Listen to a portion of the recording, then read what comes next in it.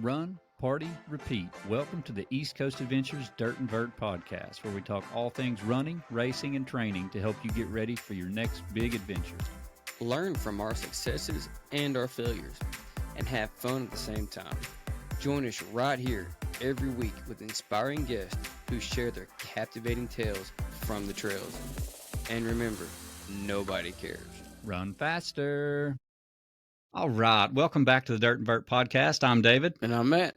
And we have a guest with us today that I got the pleasure of meeting at Bob's backyard back in the summer. Y'all probably have heard the story that Ron Wireman shared about running that event on some of the previous podcasts. But Whitney was actually there crewing a runner and didn't even know it at the time, but, come across her Instagram page later and found the videos, and a small world that she was crewing people there. But Whitney has a pretty tenured race background. She's been running track, and then she started running in ultras around 2010, some relays, and then her ultra sign up is pretty long list. We were going through it earlier. So when we get into it, I would love to learn about all of these keys ultras that I see on here, Whitney.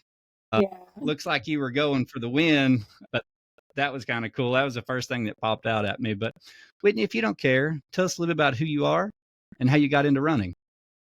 Yeah, sure. And thank you guys so much for having me on this podcast. I've been looking forward to this conversation. So my name's Whitney Dancaster. I'm an ultra runner, obviously. I'm on the Pro Firefly and Newton running teams and coached by Chris Stengel, which wasn't always the case. And we kind of, were chatting before the call. I was self-coached for quite some time until 8 months ago when I joined the Run Fluent team. And, there's honestly so much you can do on your own, but thanks to him, I've really been able to tap into new things and level up. But I live in St. Petersburg, Florida. And honestly, everything I own has been in a storage unit for almost 2 years now. And I've just been traveling, racing, helping crew, pace friends, which is how I met you. And then, just living my best life. But I'm a Coast Guard veteran, served for 10 years. And now I will work a full-time job on top of running professionally. And that's in aviation, writing technical documentation, like pilot checklists, emergency procedures, manuals, the little emergency cards that are in the seat back pockets, those kinds of things. And every time I tell this, I'm like, she's sporty, but it's giving nerdy vibes. But I always loved running. I was in love with running since the mile run in elementary school. And I know that's embarrassing, but I was so competitive. I didn't start officially competing until high school, which you kind of touched on. My freshman year, I was really into track. I got an MVP award. I didn't know what I was doing. I just had no experience. I was kind of winging it. And I ran a 220, 800 meter out of nowhere. I was good at sprinting, but distance running always fascinated me. And I ran indoor, outdoor track, and just one season out of my track career, I ended up going into cross country, but that was my senior year, and to kind of prove my coach that I could do distance. And when I left for college, I just was so burnt out, not only because of military stuff, but I honestly kind of fell out of running and then reconnected my second year in college. And it was kind of that gradual build that we all go through. It's 5K, 10K, half marathon. But once I touched the ultra running world, I just kind of knew there was no turning back. And I think most people consider me newer to the trail running scene because I've been a roadie for so long. But I'm still learning as I go, which is the case with everyone, elite runner or not elite runner. I think that's kind of me in a nutshell without getting too much into it. It's just, I think I like to do hard things and challenge myself, just like all of us here. Yeah, that's definitely a draw for sure. So did you join the Coast Guard right out of college? Did. So I actually was, I got into an early commissioning program. So I went to an Army private college for 2 years. I was one of the only few coasties that was there. So we did a lot of land navigation, basically things that any Coast Guard person would not get exposed to. I'm like, guys, we're on boats, we have bathrooms and showers. Like, what are we doing out here in the woods? Like, wait a second. Like, I didn't sign up for this. But it got to me, like, it instilled like a lot of like practices and mindsets that I still carry with me to this day. And I'm like very grateful for that time that I served. But I was very anxious, like waiting for that time to end because like I knew I kind of just had so much more in me. And you can only do so much when you're in the military because it is very demanding. So yeah. Were you exploring ultras at that point when you were in the Coast Guard? kind of. So like my first introduction to like ultra running was when I was in the military. I was stationed at Sector St. Petersburg, but like I worked in a detached unit on Davis Island. I was in Tampa. Fun fact about the Coast Guard, all the bases are mostly on Superfund sites. And I don't know if you know what that is, but it's like rehabilitated land. So like this was an old tuberculosis facility. Like there were needles still in the wall of Goodness. like asbestos warnings, like no hanging photos, in the office and whatnot. But one of the guys like invited me, we ran every morning. They knew I loved running. And they were like, hey, we're doing a run to remember to honor like our fallen shipmates that we had lost. And so we signed up for the Keys 100 relay, which is a point to point race. Mostly you run on the shoulder of the road and you provide your own crewing and support. And we didn't have a full crew. We just had fun with it. But like we kept going back year after year until eventually like I decided to do it on my own, which is hilarious because it was so terrible. I had no idea what I was doing. I came from track where like eating while running like wasn't a thing, and all the running I had done was like mile PT test or running with my shipmates, or like even when we did the relay, it was all segmented, right? Like 3 mile bits, and then you're chilling in a van for like an hour. So it was brutal. I suffered and I got it done. And that's still on my ultra sign up, like at the very bottom. It's like the run of shame down there. Like it's so bad. But, I'll tell you a funny story about that experience. And it was like, I remember running out of water at one point and I was just like bonking so hard. And there was this guy with a truck and he was like getting stuff out of his cooler at a gas station. And the cooler was so gross and dirty. Like God only knows where this block of ice had been. I was like, please, sir, may I have some ice? And he gives me this like frozen solid block. It wasn't like even ice cubes that I could like put in a baggie or anything. And I just was like licking this block of ice, full survival mode, you know? So anyways, like, I think, from that day, I kind of learned like, okay, you need to train for these types of things and you need to like study, like learn a lot about yourself. There's a nutrition side to this thing. And like, this is back in like 2000. I don't know what the first year I did this was. I think I have ultra sign up over here. It's bad to look at. 2017. There were like months where I was just like sitting on the side of the road, like I'm dying, but I'm gonna get this done no matter what. But this race, like the 50 miler and the 50K is really interesting because they delay the start later in the day. So you're getting the brunt of the heat. And like if you've ever been to the Keys in the summer, like we're talking 110 degrees at about 10 a.m., 90% humidity, and there's no shade, and you're running on the road. So like add another 10 degrees, right? Because that heat just like radiates up and everything's that like blurred heat wave. So 60% of people I think drop. And all I knew that was that I like loved the challenge and I wanted to get there and I wanted to be better. So I studied, I learned a lot, and I started following like a strict training plan and kind of like self-taught my way to doing ultras. So that's kind of like why you see so many. So what was your so what was your longest distance before this 50 mile? I had done like one marathon, and it wasn't even like I ran it with a good friend of mine and we weren't doing anything fast. Like I was just there to kind of like keep her company and we were just having a good time with it. But like in a marathon, not like what you get in an ultra is like there's free water and like snacks every 3 miles. Like you don't have to like provide these things for yourself or think ahead or and I didn't know any of this. And I think we all kind of have that first ultra experience where you're like, damn, that like kicked my ass. But like I wanna do it again. Like, I don't understand. Um, Mhm. so that's kind of like, I think I was doing a lot of half marathons and doing very well at the half marathons, did one marathon, and then it was straight into 50 miles. How that works, I don't know. Well, hey, I mean, I'll be honest, like 17 hours for a 50 miler for your very first one, that's not terrible. It's not terrible. I've seen I've seen people that, they do the 100K for the very first time and they're like 16 or 17 hours, 18 hours. So it's not, I mean, I can't believe that you went that far without water on the Keys 50. Like that's crazy. Did you not, so you didn't have a pack or nothing? Did, but it's funny because before, like back around that time, like a crew wasn't mandatory. So I was just like, screw it. Like I can do it. So I had no one. I just was figuring it out. And like the good thing with the Keys is like if you don't have someone, which it is mandatory now to have a crew, I think like people were like probably passing out and getting really dehydrated. Mhm.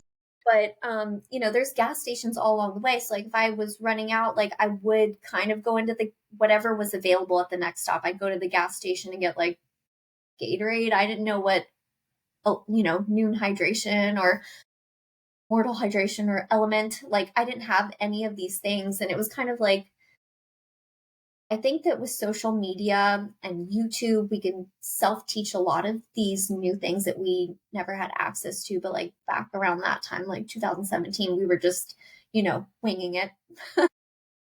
It sounds like she was almost doing a Florida Vol State. Yeah, I was getting ready to ask. So, and I guess so we've got a friend that does the Florida Keys 100 Yep.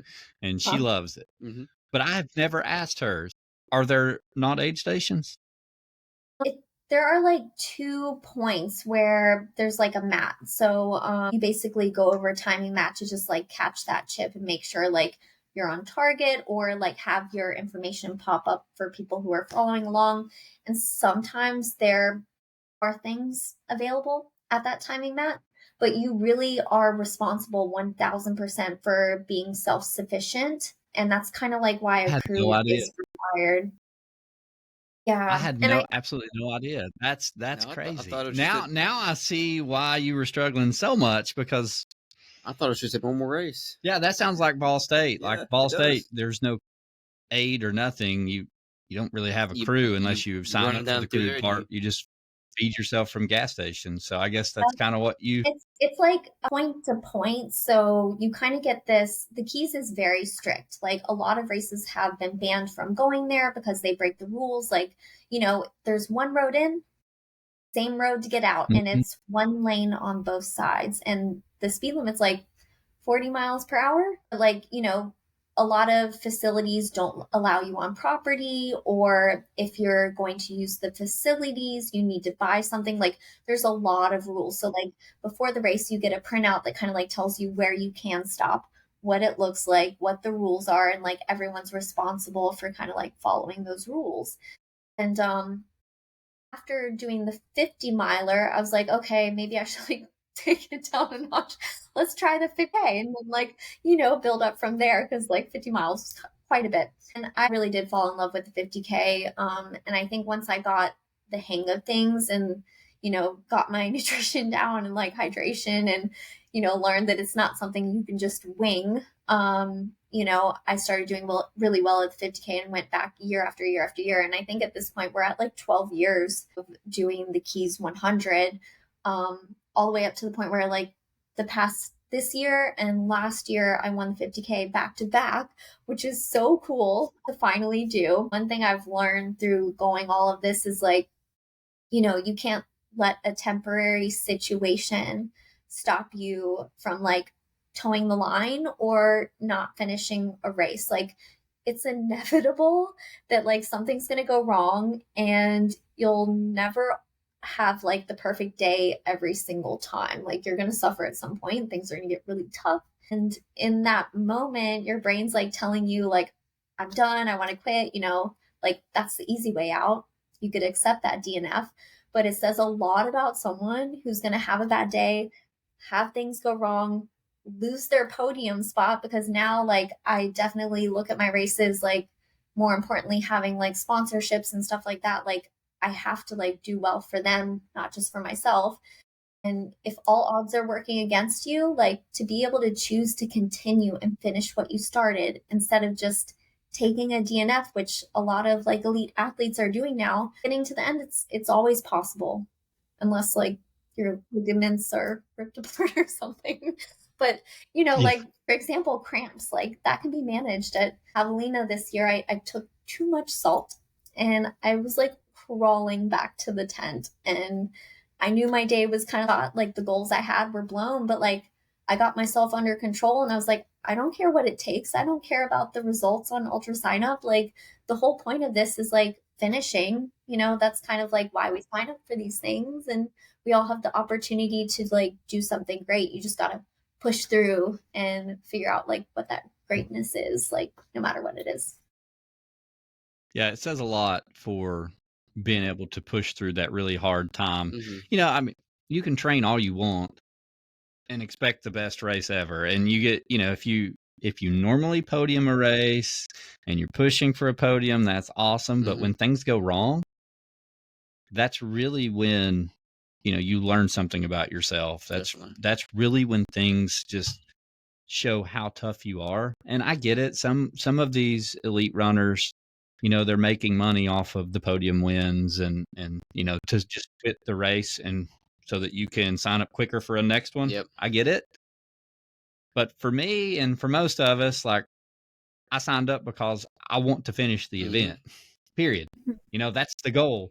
I signed up for a 100-mile, 200-mile, or whatever, because I want to push myself to be better. And I'm right there with you. Like things go wrong, cramps, whatever. I mean, no race goes perfect. I mean, you might have one race out of the whole year where things click and you're like, you know what? I've got this figured out. Hell no, the next race, it's gone. Like, it can be anything. And that's what I love so much about the sport. It will humble you so quick. Very quick. Like I have a lot of friends that come over from the marathon world and they were like, I was wrong.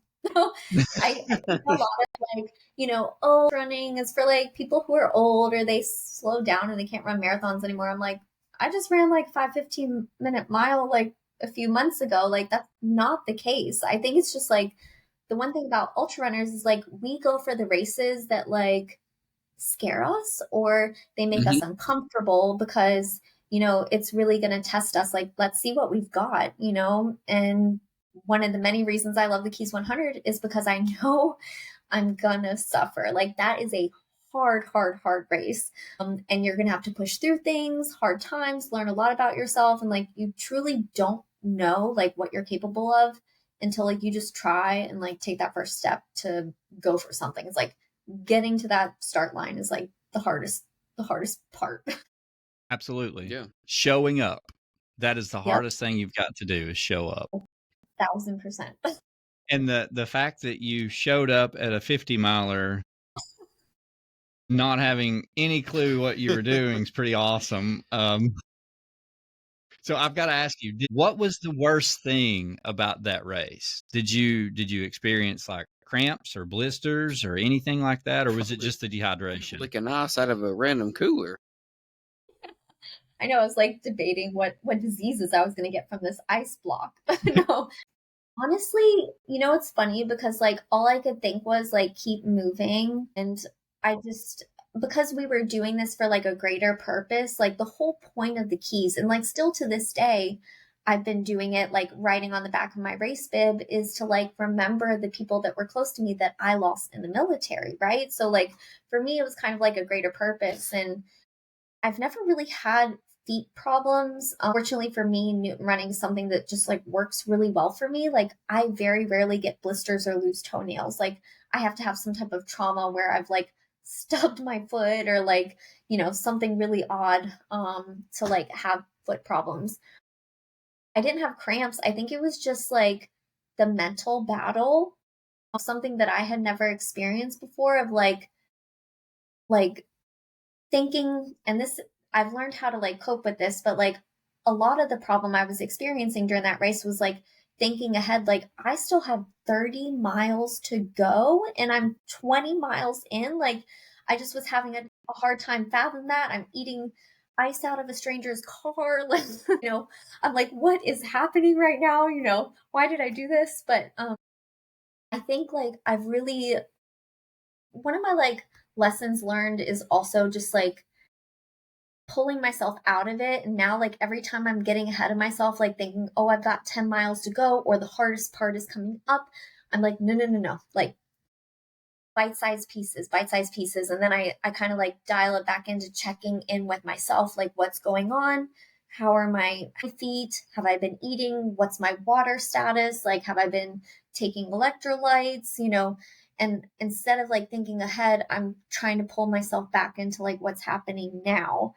And I didn't have that experience that time. I think that was the mental part of it is the hardest thing. Like if you have the fitness, like anyone can do 50 miles, like, with little training, but it's that mental aspect of things that like you had to push yourself through and figure it out for yourself. It's different for everyone. So I think that's probably the hardest part. Yeah. And that's one of the reasons I asked is because obviously with a 16-hour 50 miler, you did a lot of walking. Yeah.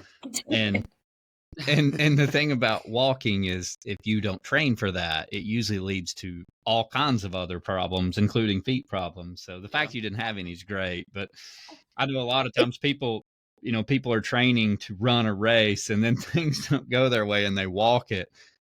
And they're more messed up from walking than they, like weeks of recovery just because you're using completely different muscles. Yeah. The next day, I was entirely immobile. I was like in Key West. I'm like, great, I can be a vegetable and I'll just like lay here at the pool. I was But gonna say, all that lactic acid, she was probably like like a ball or something. It was just like just sitting there building up. I literally couldn't move. But it is funny because like I see that on my ultra sign up and that's like humble beginnings. Like everyone has to start from somewhere. And I'm like, man, I learned a lot that day. And like now I'm just very grateful because like, as an athlete, like I've been able to grow and like kind of learn not only a lot about myself, but like put myself in these situations where like I'm trying to be the best well-rounded person. Like a lot of my friends, they just race here in Florida against the same people flat. And for me, it's like, I want to do other things and like race against different people that push me to new limits. And like, I think that's how you become more well-rounded is putting yourself in these uncomfortable situations. So, but it's been really fun. And yeah. Well, and it's funny you saying that reminds me of something of talking about the ice. So, like when you're in that much pain and you're struggling, you don't even think about the other stuff till after the fact. You're kind of like, but I remember when COVID started and the first thing that went away was these bowls of M&Ms. There was like bowls of M&Ms everywhere in ultras. They were like bowls of chips, bowls of M&Ms. And then when COVID started, it's like, no more bowls. Bowls are gone. And then people were like, yeah, that was really gross because people are rubbing lube on and then they're not really washing their hands and they're grabbing the M&Ms. And I'm like, well, that's so they can stick better. Yeah, that's gross. But when I'm in 100-mile race, you don't care. I see a bowl of M&Ms, my ass is eating them. Like the last thing you're thinking about. I mean, you're just literally like grab and go. You don't care where you're just shooting things back. Like, yeah, it's wild. I totally understand it, but like it is funny because I never really thought about the lube aspect. That's really gross, but like, yeah, that's pretty bad. Well, it's so when you stick your hand in there, they grab better. They just kind of stick to it, and you don't have to really grab it and go. Yeah, it was so funny because I've seen some races here lately where the bowl of M&Ms are coming back. And everything's coming back. I was like, they're coming back. That the chip, bowls of chips, everything's coming back. Normal. Yep, definitely is. Yeah. So when I was going through your ultra sign up earlier, I saw all the Keys ultras. She's been pretty and I was consistent. Like, all right, so I've got to ask you this question because I noticed you had won the last two. Mm-hmm. Are you going to continue? Is this a tradition or are you done since you've won it 2 in a row? No, it's funny. When I finished, I did say it was my last one because something really awful happened during this race, and I think it just like it's not really my story to tell either, but like I was in the, you know, there were basically four guys ahead of me, and then we were all together, but one of the risks you take running on the shoulder of a road is you're running against traffic and you can't really control what everyone's doing on the road, whether they're paying attention or not paying attention. And there was a very bad accident. The first two guys, they did get hit by a vehicle. We came to a complete stop. Fire department came, they took them. It was really bad. Honestly, I think it was probably the worst race I've ever experienced because I was like breaking down and crying like the entire way to Key West after that. But like once they were in the ambulance and like gone, my coach was like, all right, there's nothing else we can do. Like you need to like keep going. And for me, it was like, I really couldn't think. I was so disconnected that typically in this race, I change my socks and my shoes because you get so wet from like ice melting and stuff like that. I didn't change my socks or shoes once and my feet were bleeding. And I had no idea until I got to like the last 2 miles. And I'm like, why do I have like brown stains on the top of my shoe? And I think I just was so upset about what happened that I didn't even realize what was going on. So when we got to the end, it was kind of like, I didn't want to celebrate. I felt kind of bad, but like looking back at it, I'm like, it would be really cool to like win 3 years in a row and then call it good. But part of me is like, I'm not sure what I want to do yet. So I've kind of like toyed with maybe doing Capital Backyard, which is around the same time, but I'm not sure. There's a chance I might go back to the Keys because I really, really, really do love that race. Bob Becker is the shit. He is so cool. And Mike Melton does like a great job of helping him with doing the timing and everything. It's just like, it's a party. Like the Keys is a great place to be and the views are beautiful. It's just a very challenging event. And after doing this for like, I'm like, how many years? I think it's like, it would be 13 years of running the Keys because the relay doesn't show up under my ultra sign up. So it's been a while, but I don't know yet. I kind of want to go back. I think, the Keys 100 has given me like the mindset I needed to get through a lot of really tough things like the Barkley Fall Classic. So I owe a lot to that race. So we'll have to see. TBD. Yeah, that was a very tragic accident. Yeah. We heard about that. Yep. That was bad. And unfortunately that's out of everybody's control. Mhm. I mean, when you're running a race on a highway or a road, I mean, Yeah. I mean, definitely even things can happen. So were right? you with them when they got hit? Yeah. Like I said, it was the front I'm pack so of the sorry. 50K. And what's interesting is like, I usually go in the first wave and I see the same people every year. So it was like me and this guy from Boston. He calls me Courtney. I'm like, wow, like what a compliment. But, so it was kind of hard because he was in front of me and like when everything happened, I mean, we came to a stop. Like there was no more. I thought I was like, I think we're done. Like I'm done. And then I think all of us were kind of struggling, but fortunately where the accident happened, it was right across from the fire department. So they were literally right there within seconds, like helping. So, I mean, if it was going to happen, it couldn't have happened at a better location for them to get help and aid and get out of there because, I think time was of the essence in that situation. It just was really hard to finish. And then like, at the end, you just don't, I had so many questions, like, are they okay? Did they survive? Unfortunately, both of them, did live through the accident, but it could happen in your neighborhood. Like, you never know. Like it's up to the drivers. I think that's one of the things that like when we did Ball State, that was constantly what my wife was worried about was just people because you can't control the people, and we had people throw stuff at us, swerve at us, and all that stuff during Ball State, but that's something that you just can't control. Yeah, there was a really bad accident with Vol State a few years ago. There someone got hit. I don't remember who it was. I wouldn't say the name on the podcast anyways.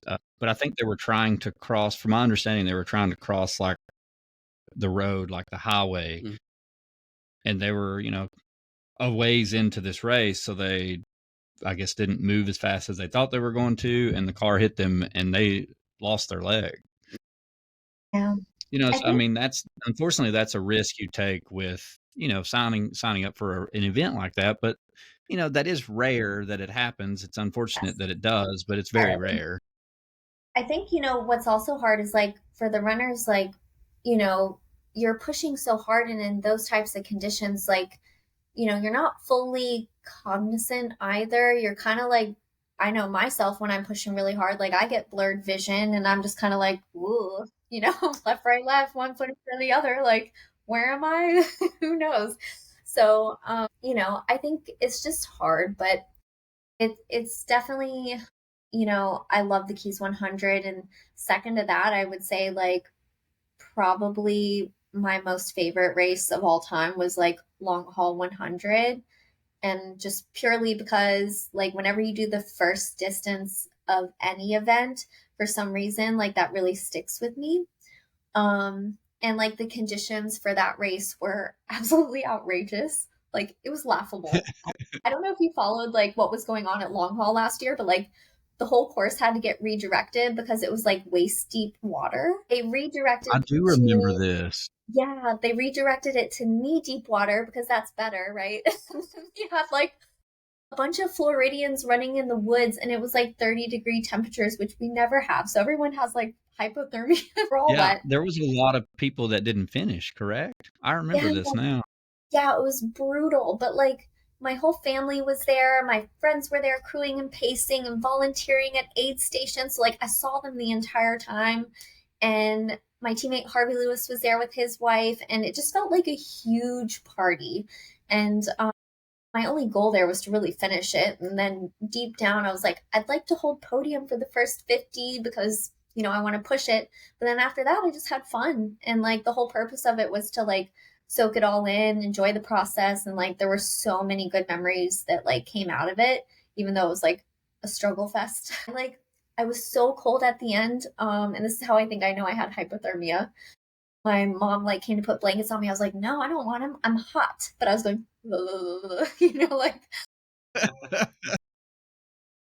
was so tired that like they had taken their RV and we camped and like it was this whole family and friend event. And I was like, I'm really tired. I've been running for like 26 hours. Can I sleep in the RV like while we tow it? Is that legal? And my dad's like, not really, but like you could lay in the bed back there if you want. So I passed out and I fell asleep for like a few hours driving home. And I woke up and like all I could see was like this rickety white box because they had their camper. I'm like, God, it's like I'm in an ambulance. Like something happened. Like I've died. I'm like, oh, this is bad. But that was like I really enjoyed that 100. And I think like I'd either like to take that time in May to either do like a backyard, the Keys 100 again, or possibly another 100. So I think that's kind of like what I'm dabbling with. The 2025 race schedule is not like fully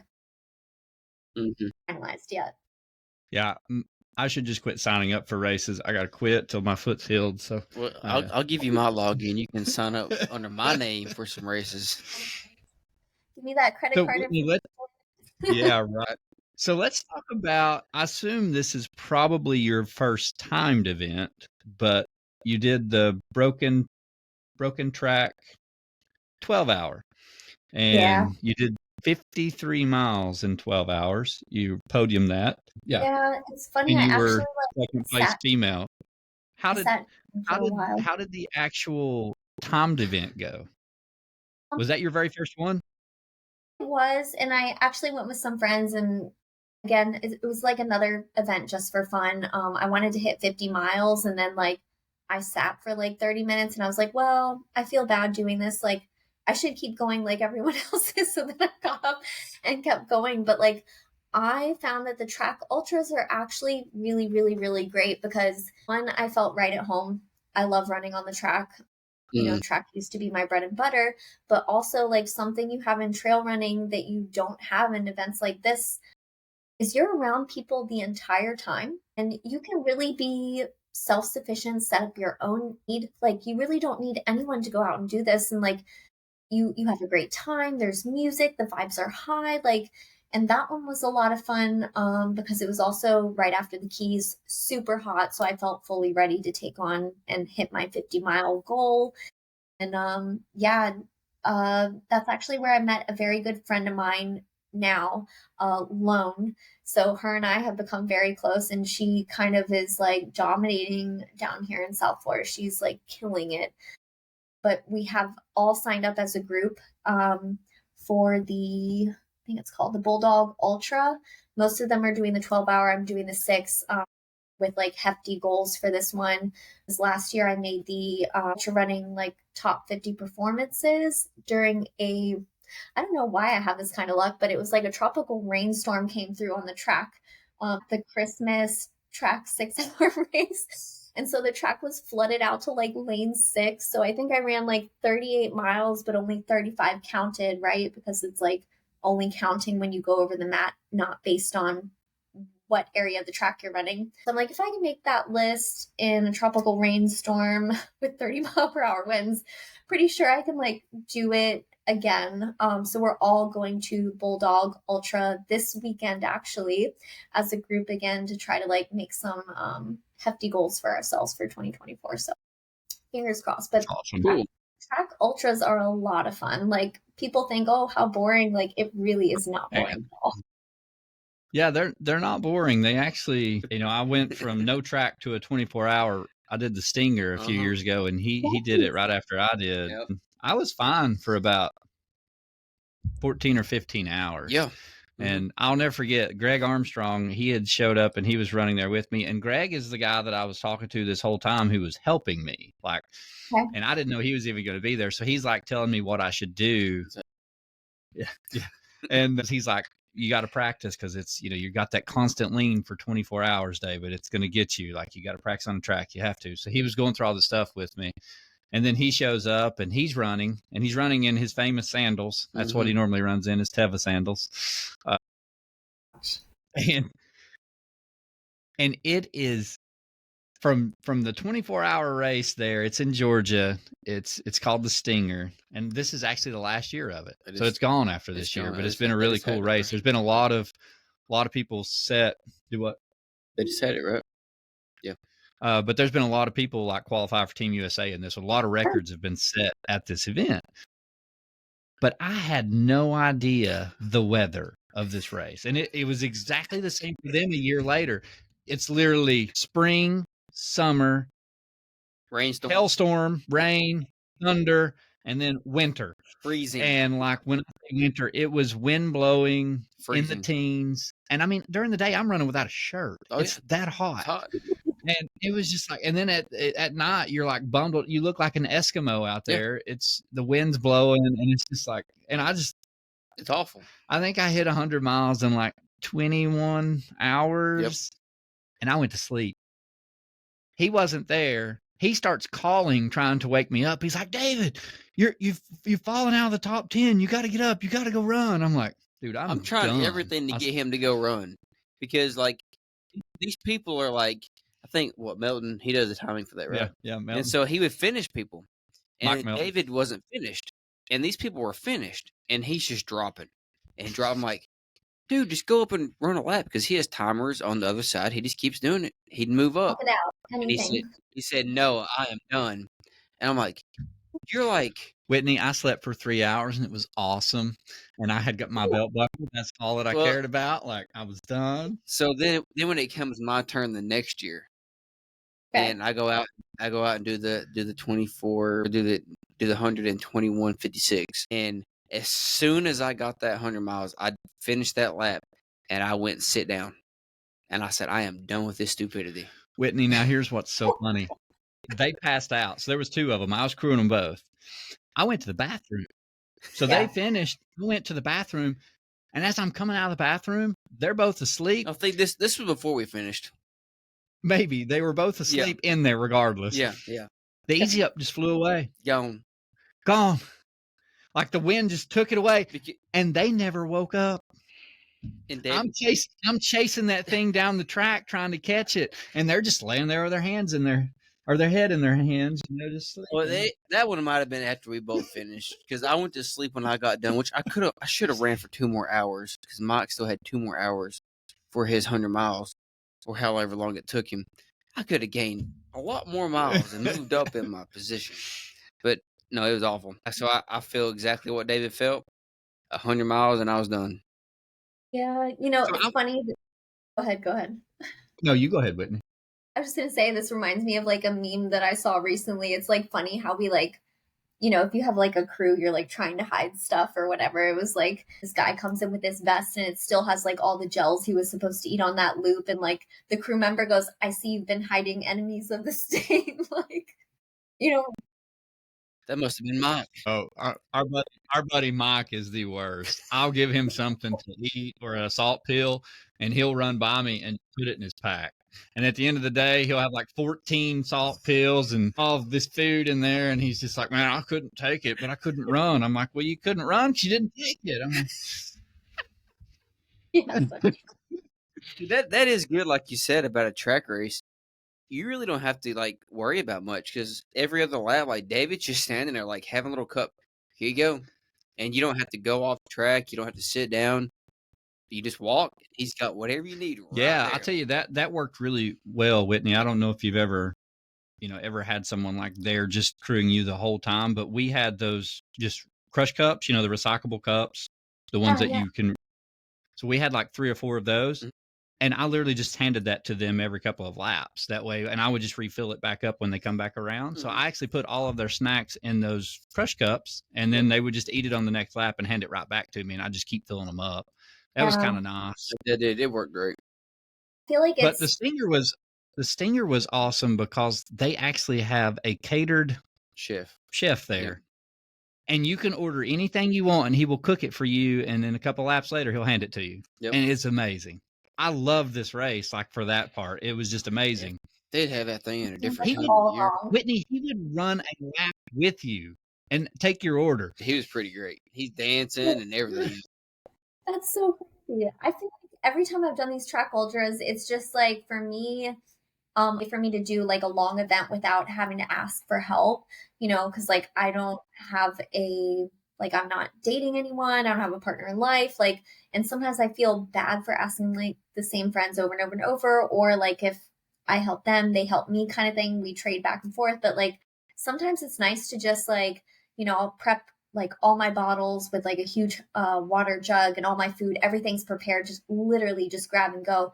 But like, I mean, it does come down to seconds, right? Like if I have to stop and like open the cooler and get something out, then that's critical time like I could have used. So like on a track ultra, it does get a little tricky in having that extra help, just the hand sticking out for you to grab and go. Like you can save so much time and you can add on additional miles, which I think would be so beneficial.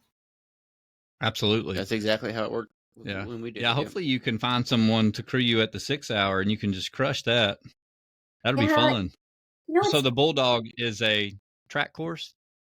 It is, yeah. And so like after I'm done with the 6 hour, my buddy John, he actually came with me to do a lot of training out in Frozen Head State Park back in August. He's doing the 12. So when I finish the 6, I'm going to start crewing for him for the 12. But I'm kind of doing it solo again. I guess for me, it's just kind of like, what can I do on my own? And also to me, it's like enticing because not only do I learn a lot about grabbing and going and how to be more efficient and like reduce time, but like it's kind of rewarding to like have that accomplishment. Like I did it like on my own, I don't know. There's just something rewarding about it. So I think I'm going to go solo again.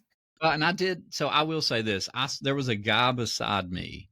He brought one of those tiny, I've never seen an easy up this small in my life. It was like a 4x4 and he didn't put sides on it or nothing. He put it all the way against the track and he put his table right on the front of it.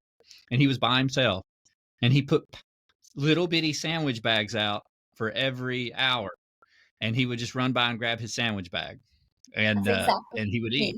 And he did great. He killed it. But I've never seen an easy up that small in my life. Like a pop up tent. It was like 4x4. Like it was one person. It looked like a small bathroom. I was like, Never seen that. Oh my God.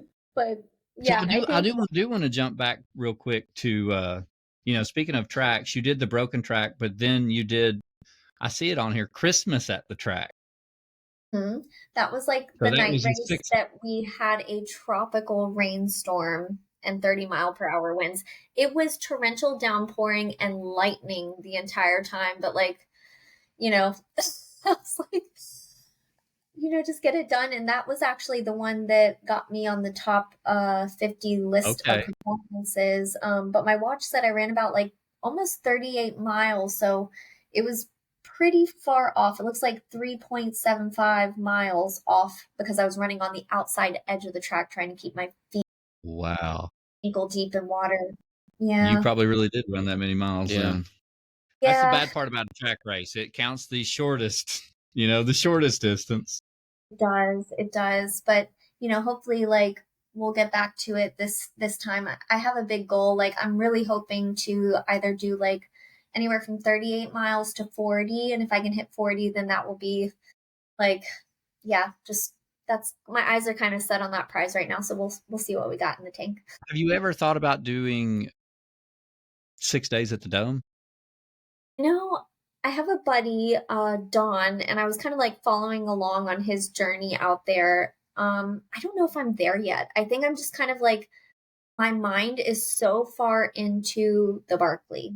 Like I have spent years studying it, watching everything I possibly can, learning land navigation. Like, I mean, I'm kind of like at the point where like I'm any year it's going to come up and I think I need to like keep my mind in the mindset that like come March like there's a chance I could be there.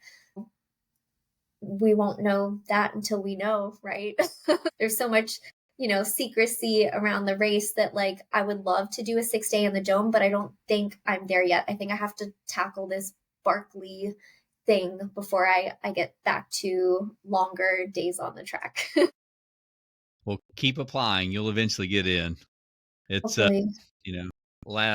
Laz after you apply for so many times, he finally gives people a shot. So it's fun. We've known several people that's ran in it, and I mean Harvey ran in it.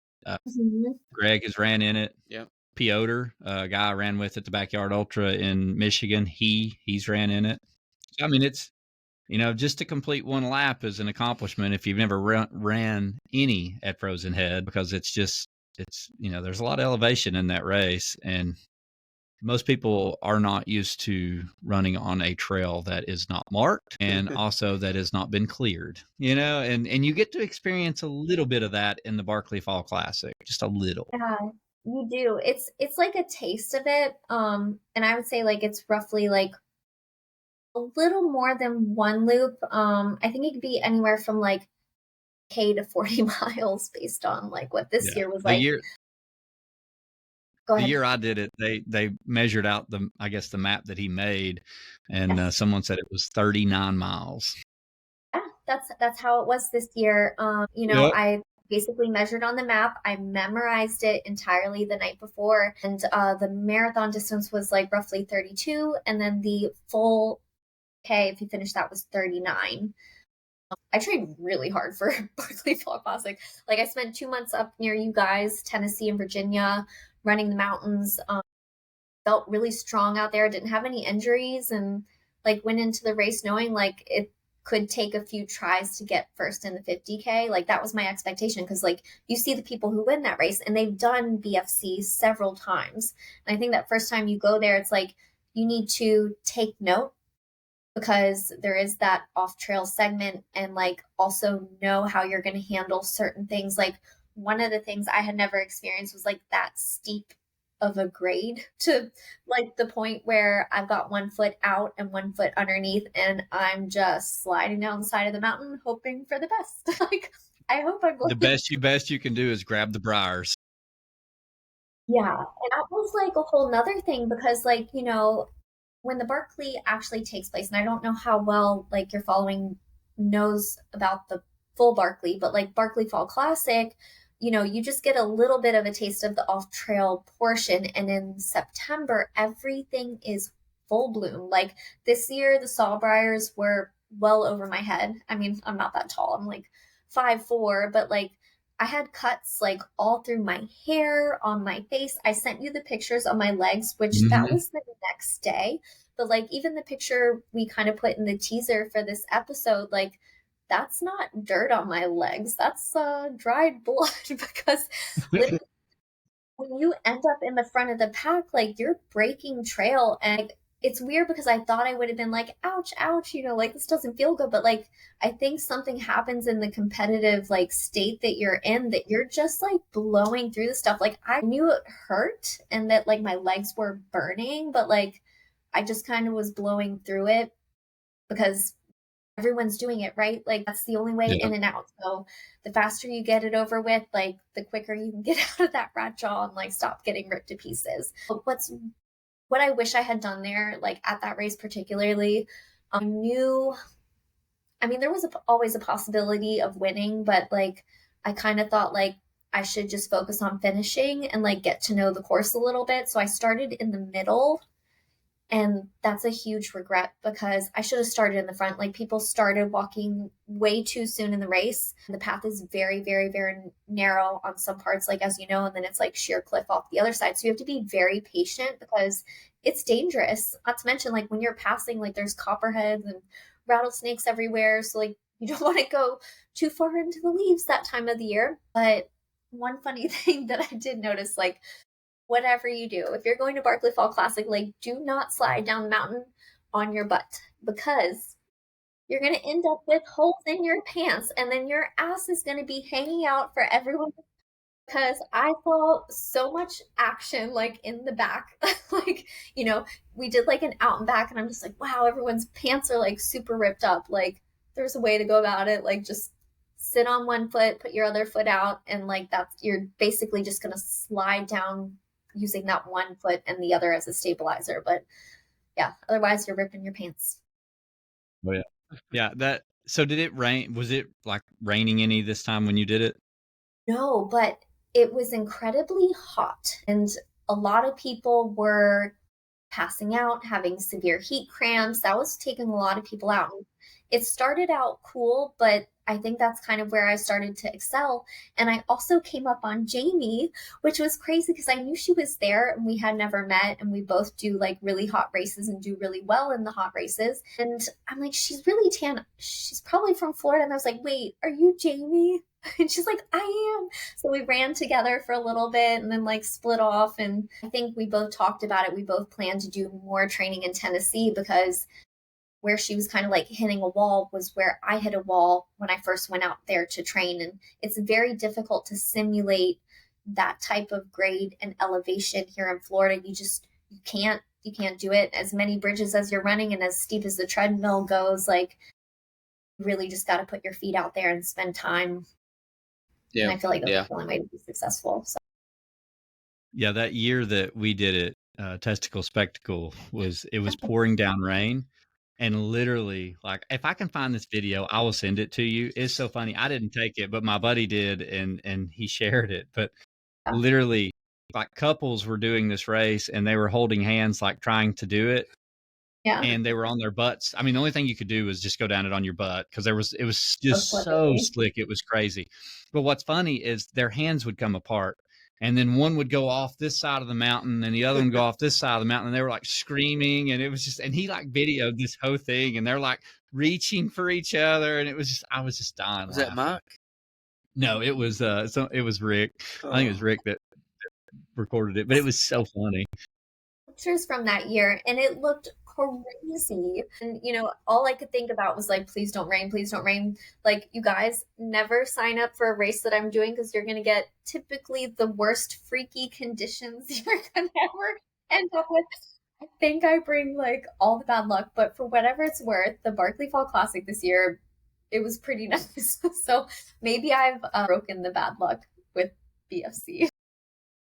Well, and Jamie is another tough runner. Yeah. Like she came out this year and ran our very first event in the National Forest, the Cherokee. And we only had one female finisher. She was the second furthest. No, she almost finished. She was like at mile 80 ish when she missed it timed out. Yes. she's amazing. Like, Yeah. and she is the sweetest person you'll ever meet in your life. Like, she is just truly sincere and kind. Anytime I see her, I saw her at No Business this year. I was I was running an aid station at No Business with the ECA team, and she come through and she was asking, about Matt, and she's asking about me, and I'm like, "You're in a race. Like, what do you need? Let's get you taken care of." She's like, "Oh, I'm fine."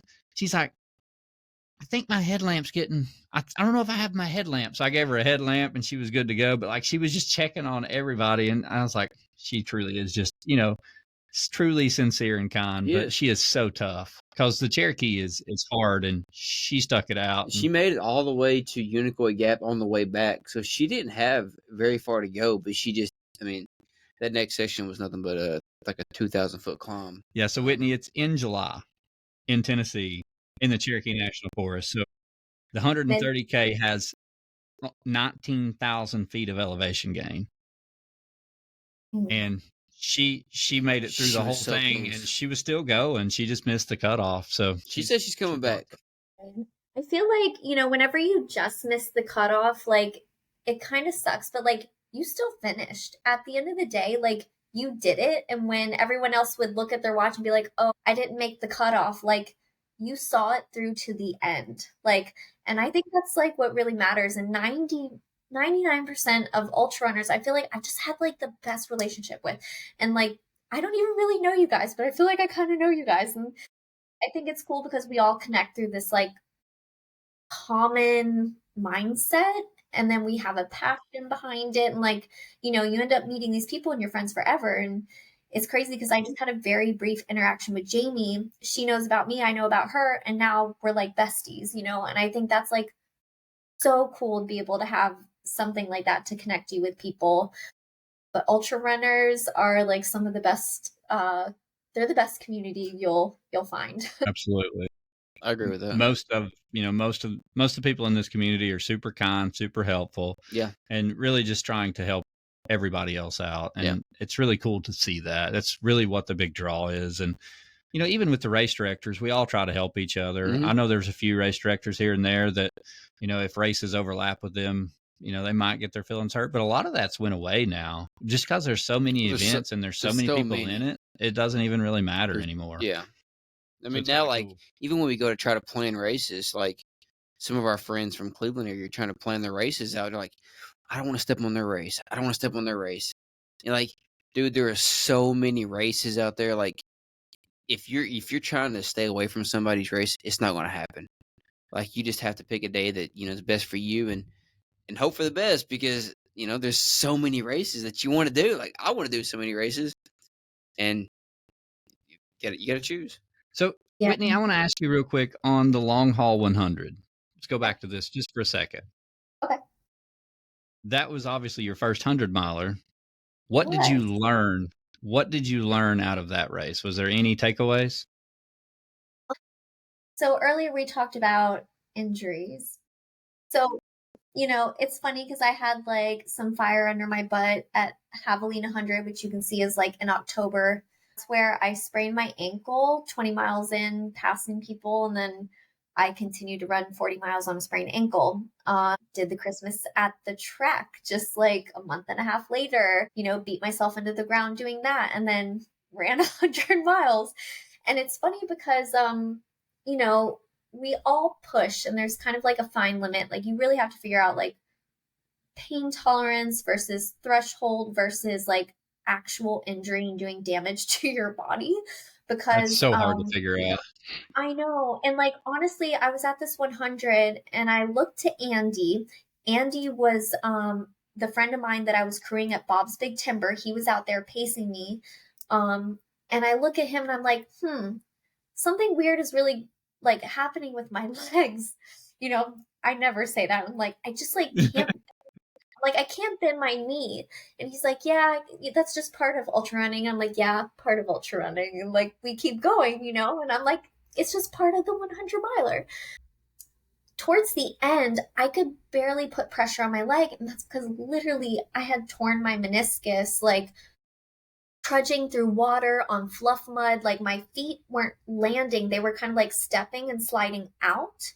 And then I was favoring one side from the sprained ankle over the other. So I put all the pressure on my left leg. And so my knee was really taking a beating from that slipping. And then I was stepping over logs underwater, like swinging my leg around outward, trying to like save my ankle. And after Long Haul 100, I continued training. I was like limping through training runs going like, yeah, this is just part of running 100 miles, like I'm just sore and it hurts. And then I got to Black Canyon, which is my only DNF. And 5 miles in, well, first off, of course, freak conditions that year. It's like snowing.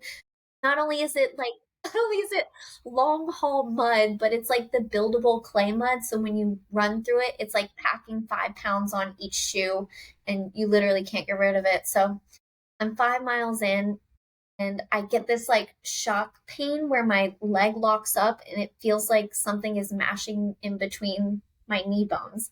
Well, my ligaments had ripped and they were going in between both of my knees, and I couldn't do anything about it because I didn't have a phone on me.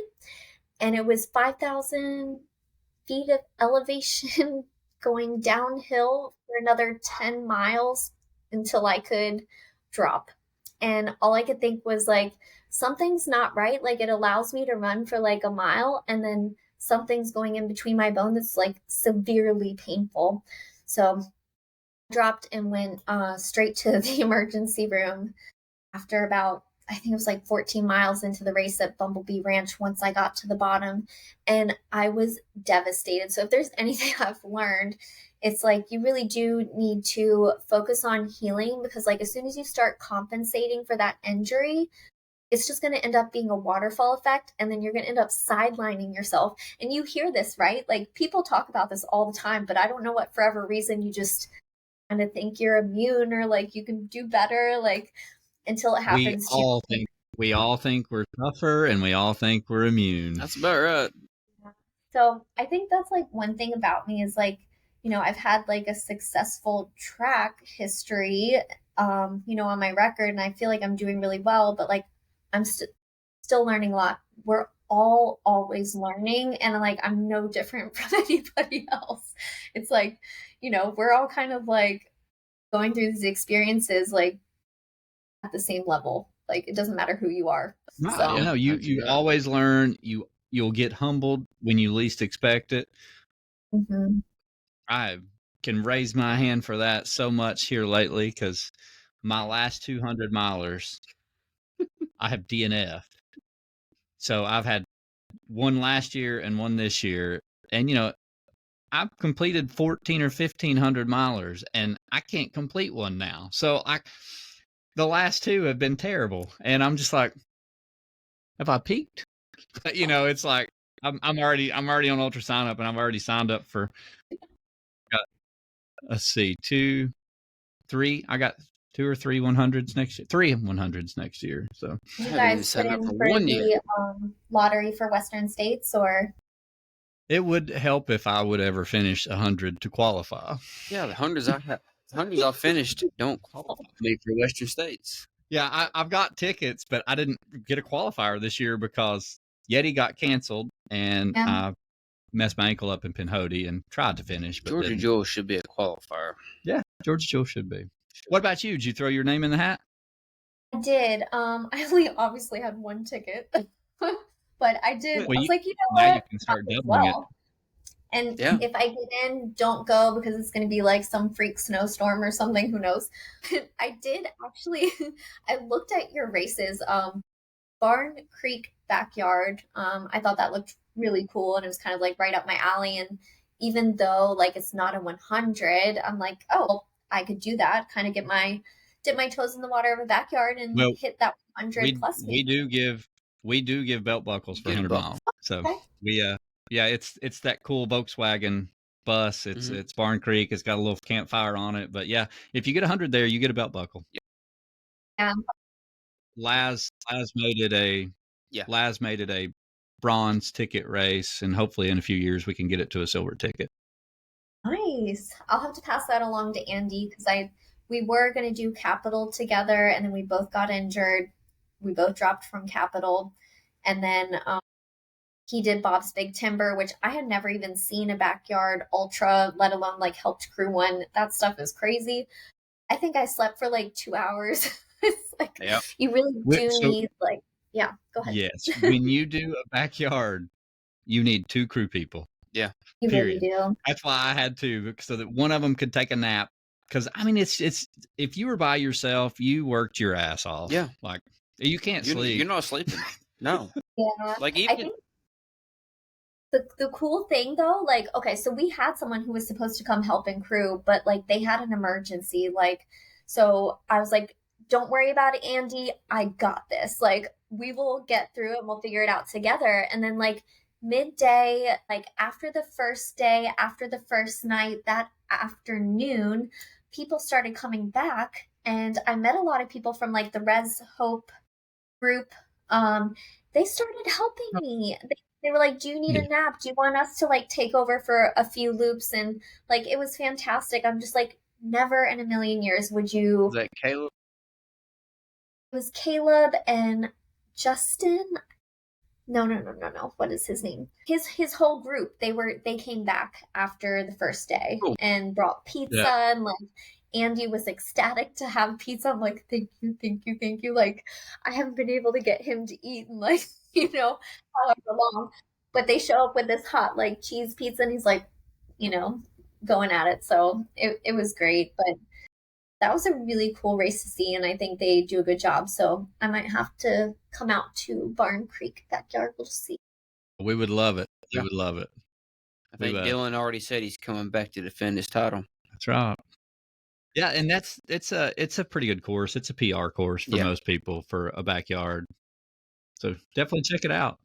Let's talk about. So we got 2 more races I want to talk about. Okay. The Barkley Fall Classic. You've already went into a good detail on that. Yeah. But my question is, why the marathon finish? You were 9 hours. You had plenty of time to get the full finish. I was just curious. Did you make that choice, or was that a wrong turn? I was curious because I know Laz so much because he does it to everybody. He's looked at me when I came through and he's like, you can be the first marathon finisher if you just go that way. And I'm like, no, Laz. But he tries really hard to talk people into it. Yeah, it's actually wild because I thought that if you did not finish the 50K that you were taking a DNF. So when I took that marathon finish, I was devastated. Let's say I think I had like 4 or 5 miles left of the marathon. And I knew we were going to come up to that junction where you make the split, and I had full intent in doing 50K. I had memorized the map the night before. I literally was like dreaming about the map and running the course all night. I was like obsessing about it because like I knew all of the trails. I had gone out there. I had run all of them except for that last little segment. Mm. What's interesting is on the map, both the park map, the map you purchase, and the map that we were given, I guess they had put in a Jeep road fairly recently that was not on any of these maps. And I think I was like overall at that point, like I had made up a lot of spots. And I felt great. Like I was full intent in finishing the 50K, aka 39 miles. But when I spit off the trail and I came up onto this Jeep road where now I had a T, I was like, I know I have to turn left to go back, but also like, I think I'm supposed to stay on trail. I stopped and I waited for someone else to spit out of the trailhead. The next person came out and he was also looking at his map, like kind of confused, like, what do? Do we go straight or do we make a left here? And I think it got to the point where like 4 or 5 of us were at that point. And there was someone in the group that was like, I've done this before. I'm a veteran. We make a left turn here. And I was like, this doesn't feel right because like usually you follow the blaze on the trail. And like my gut and all my training with land navigation, I was like, I feel like we should be staying on trail, but like she's been here before. Like I should be going with them. They all left. And I'm like, oh, okay. So I take off after this group and eventually there's another split, and there's the trailhead, and it came right through the Jeep road, and I'm like, this isn't right. I think we like literally just took a shortcut because we went off trail, took a Jeep road, and now we're back on trail, and the trail's coming from like across the way. Anyways, I passed all these people. Like in the last 2 miles, I'm the first one to the bottom, and I get to Laz, and I'm like, hey, like, I think I made a wrong turn, and like my integrity is telling me it's the wrong thing to do because I don't know if I took a shortcut, and now I'm thinking place, right? I'm thinking I could have put myself at an unfair advantage of beating someone and taking that place, and that's not fair. And we looked at the map. I must have been down there for like 10 minutes, like debating what to do. Like, do I continue? And then like, what, I can say that like I took a shortcut? Like, that's not good. I don't like that either. So I bawled my eyes out and took the marathon finish thinking I was getting a DNF. And so like, I'm not, while it's like great that I got the first place in the marathon, I was not expecting that at all. And now at the end of the day, I look back on it and I'm like, you know what? The whole purpose of the Barkley Fall Classic, it's not anything to do about place. Like, why at that time was I so caught up in like placement? Because that's what we're all taught, right? Is like score and being better and getting podium. And I'm like, this race is all about like disconnecting from that and just finishing. And like, I probably should have just gone after the 50K because everyone else did. Like everyone else who made that wrong turn, you know, they went for it. And it turns out like a lot of people, there was supposed to be a sign at that point because it was a new Jeep road and it just didn't happen to be there. So I think a lot of people made that same wrong turn. And now I'm here kicking myself like I could have got the 50K finish, but like at the time I thought I was doing the right thing. Again, another crazy learning opportunity. So it yeah, sounds like you'll be doing the Barkley Fall Classic again. I signed up again, but I saw he has like given out most of the entries, but it's funny because last year the same thing happened and I didn't get in until 7 months after I had registered. Wow. Yeah. You'll have a good chance of getting in. Yeah. Just a lot of people end up dropping anymore. Yeah. And I think Jamie My and I buddy were was like, talking about it. yeah, my buddy was like 150th on wow. a wait list for no business, and he got in. Like, I mean, it's just crazy how many people now defer or move Well, because so like, many if I- things if go I- on. But the problem is like, you know, when you get into October, September, I mean, you got COVID and the flu and everything else going around, and people just, I mean, unfortunately, COVID's not, you know, it's not as scary as it used to be, but you still can't really run with it. A lot of people, when these registrations come open, they sign up because like if I don't sign up now, I may not get in later, Yeah. and I can always drop. So Yeah. people are just signing up for everything, and then when it comes closer, like, nah, I don't want to do that one, and then they drop out of it. Well, I think that speaks a lot to your integrity, Whitney, that you brought that up with Laz. Laz was probably just like, you know, how many, you know, you want to keep going or you want to go this way? Probably lit up He a was cigarette and was like, you know.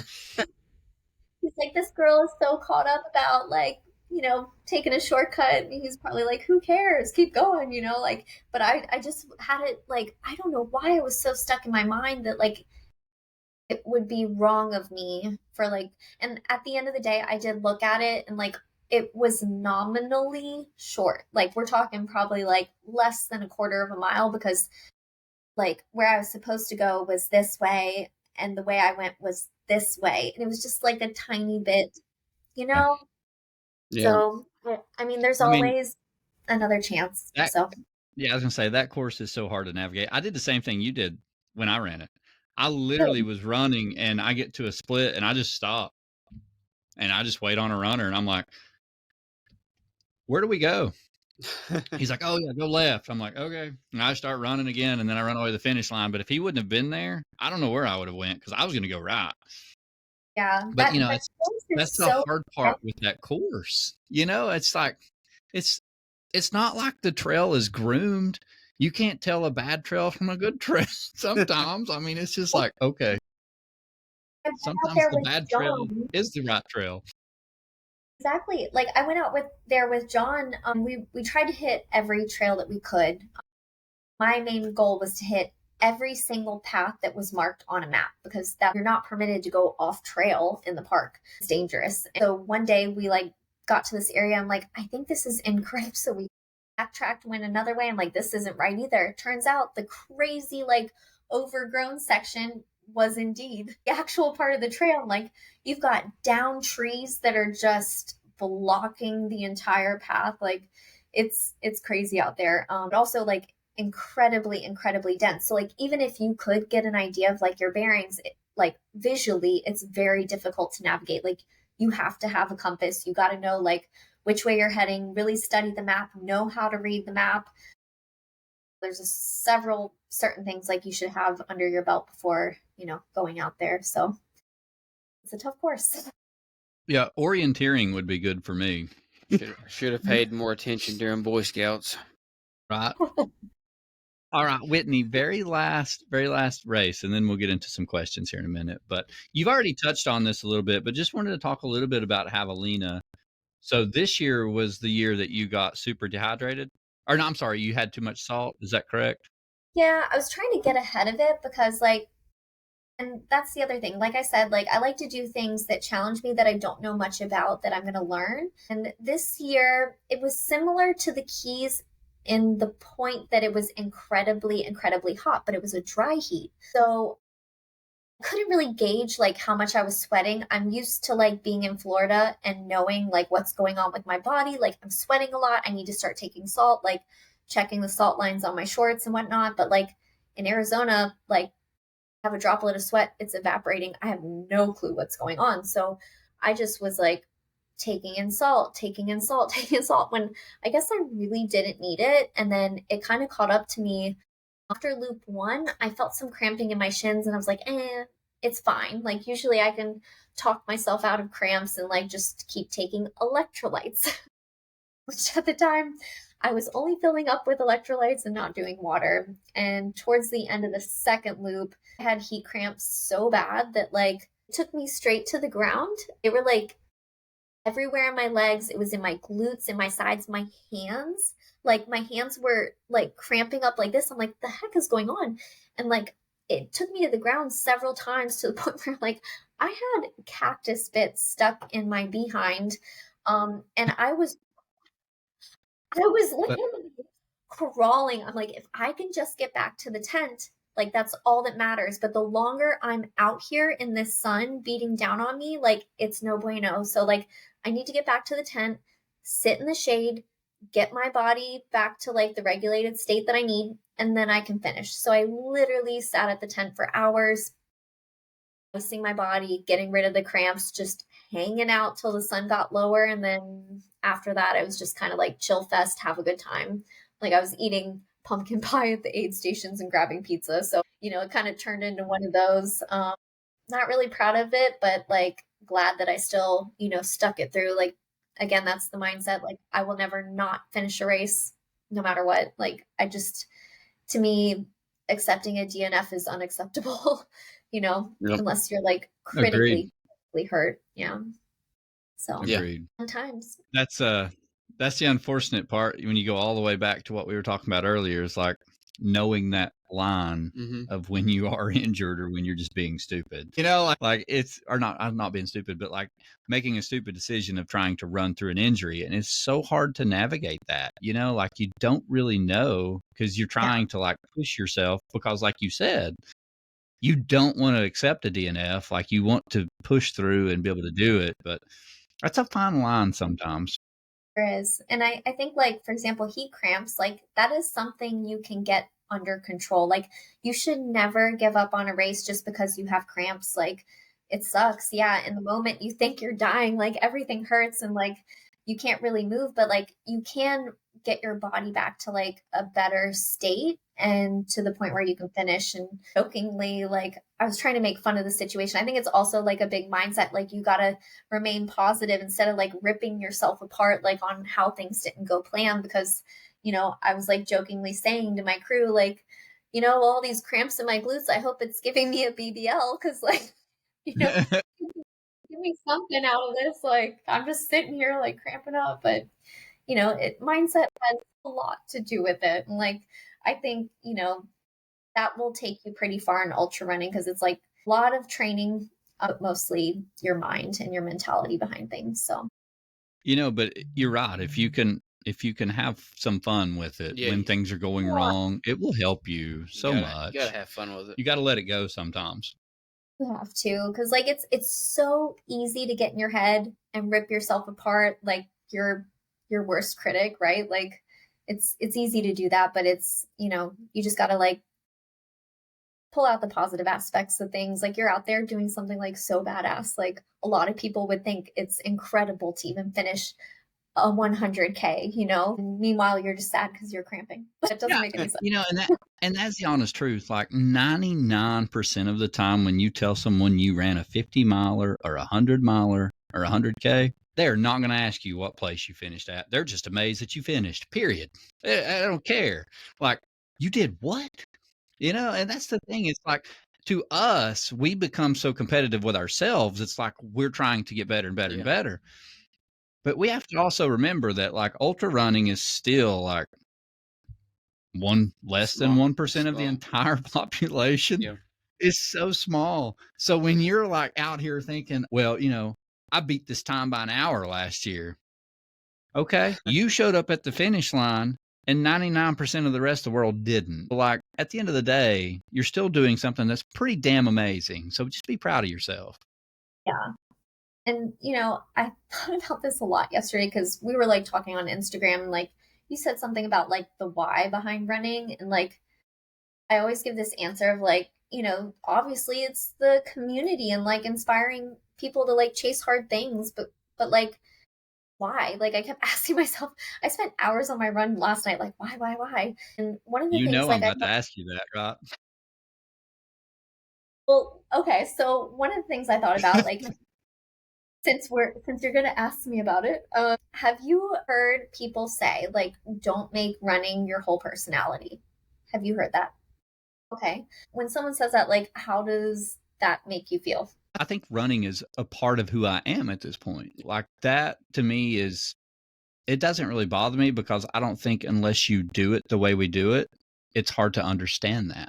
Yeah. Because with like now, I've got this injury and I can't run. So I'm riding my bike. That's to me, that does not, some people are like, oh, well, you're still doing stuff. And I'm trying really hard to like do it, but it is not running, like that is not the same. And for me, the why is it helps me to be a better person. It takes me into my personal, I'm in my mind. I get a chance to be mindful and peaceful. I get to work through problems. I get to push myself and I get to go to places that 90% of the people will never see, and like, there's just so many benefits to running, period. And especially ultra running. But again, why do you run? So thinking back to like running being a personality, I kind of think this is like my why. And similar to you, like, the endurance athlete is like, I ended up like thinking so far into this. I'm like, the endurance athlete is 1000% a personality. Like, if you think about it, that mindset carries into everything you do in life. Like, for example, you're injured, you're biking. Like, no one in their right mind, like any normal person would be like, oh, I'm just going to sit and like try to get better. But like the endurance athlete in you is like, I've got to keep going, right? Like, so typically endurance athletes, like they're dialed in, they're focused on self-growth,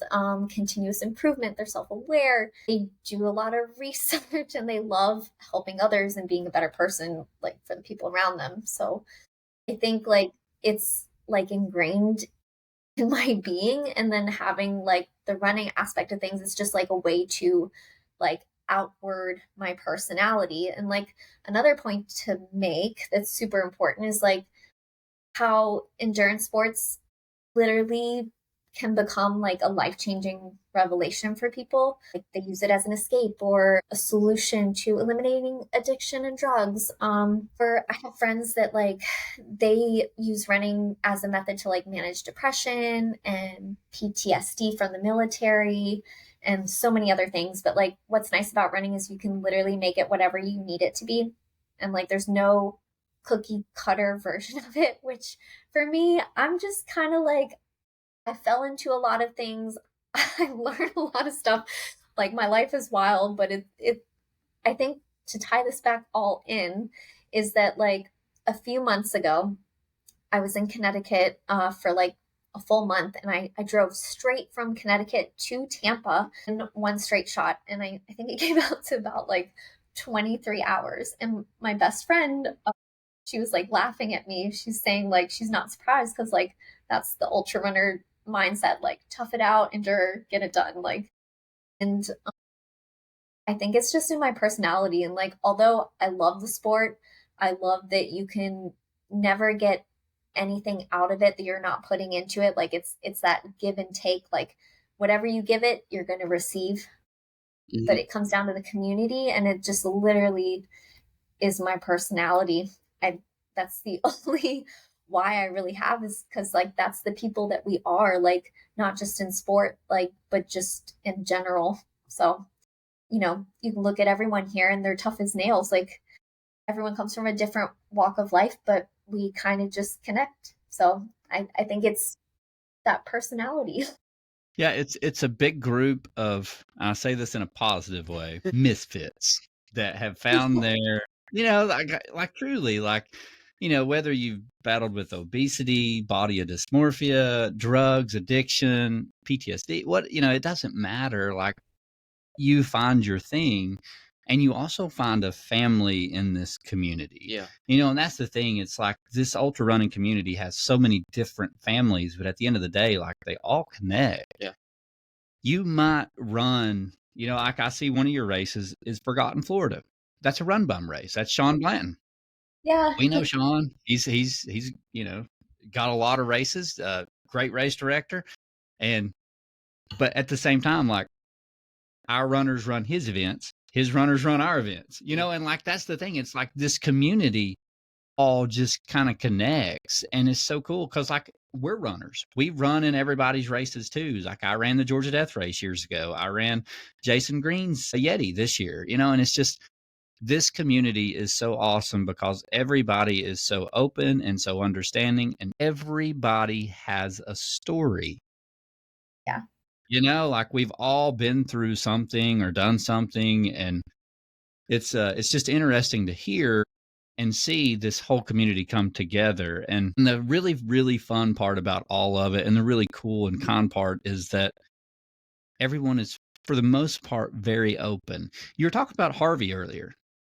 Yeah. My very, very first experience with Harvey was my very first backyard ultra. He wasn't even running it, but his Really? girlfriend at the time, which is now his wife, Kelly, and one of his best friends, Nick, was running it. So I'm running it, and I don't know anybody. At this point, I don't even really know who Harvey is. Like, I just got into these backyards and stuff and hadn't been running real long. But I'm talking to Kelly, and I'm talking to Nick, and what's funny is I teach Kelly, like, this was my first backyard, but it was not my first loop course by no means. And I was telling her, like, every now and then you got to run a fast loop if you got to take a poop loop. She's like,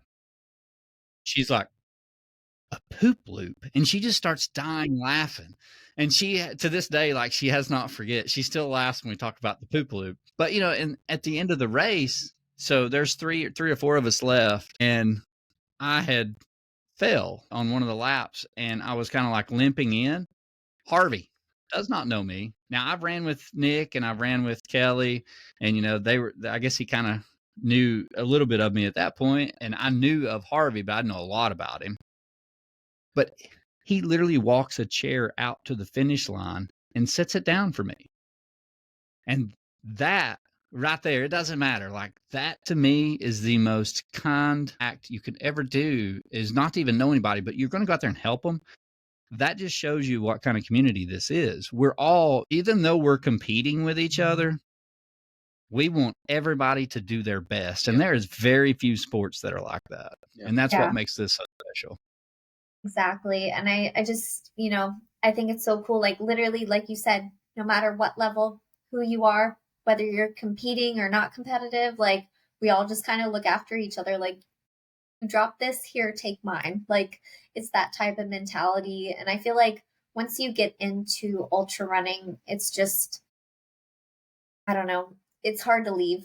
Like you can't really like return back to marathoning. Although like I'll do it for like a training run. I don't know.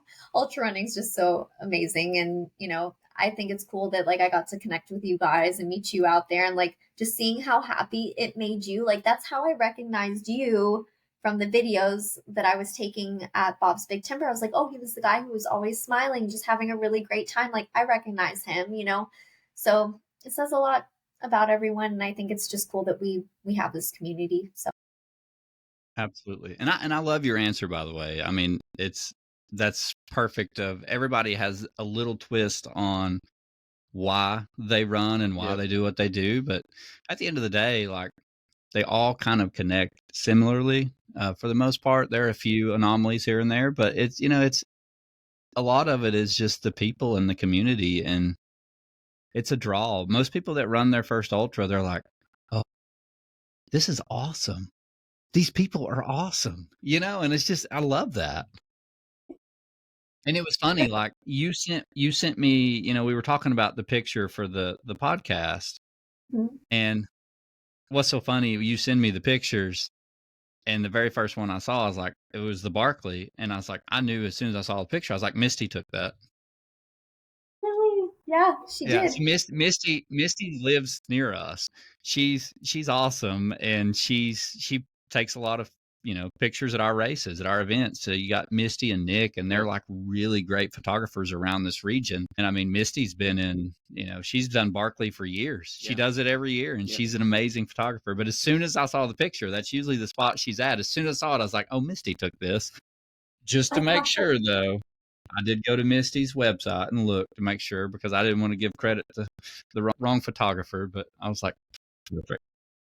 That's awesome. Cause like, yeah, I actually connected with her on Instagram, and it is funny. Like I saw some of your photos and that she had been to a few of your events and stuff. It's just, yeah, everyone knows everyone. And she's very talented, by the way, very talented photographer. Well, we had Misty on the podcast last year.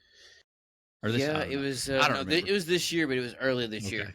But Misty, Or maybe before it she might was have been last photographer, was a very talented ultra runner. Like she still holds 100-mile records. Yeah.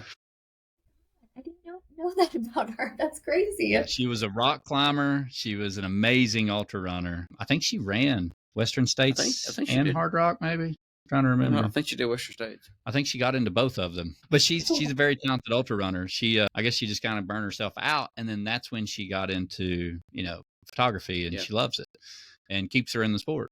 But she's amazing. And so it's funny to hear, like I said, like everybody has a really cool story and how they got there. But what's cool is Misty's podcast picture is literally a picture from her at No Business. She's running with the camera, trying to get across a bridge so that she can take pictures. And I'm like, ultra runner right there. He's like in this full rain suit, just sprinting with this camera. So it's kind of cool. Maybe I'll look this up now. Yeah. Just find the podcast. It's the cover. You'll see it. Well, Whitney, while Matt's pulling up the questions, we'll get ready for some listener questions right now. And thank you. We'll let you go here soon. We've tied up plenty of your time.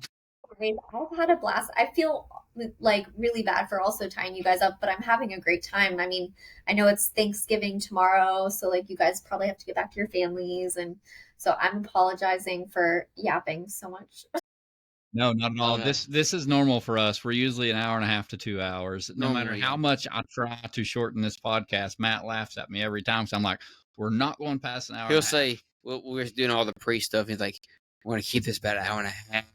This. I'm like, okay, good luck with that. It never happened. Hey, he said that one day, and it went like 2 hours plus, and I'm like, just don't say it no more. We're just gonna talk until we get done talking. So while he's pulling up those questions, I just want to ask you.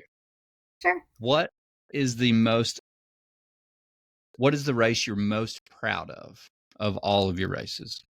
Probably the Keys 100. I mean, I feel like that took years of perfecting. And it is like, I've heard people say, like, it's flat and it should be a fast race. It is not. It is brutal, brutal, brutal, brutal. Very hot.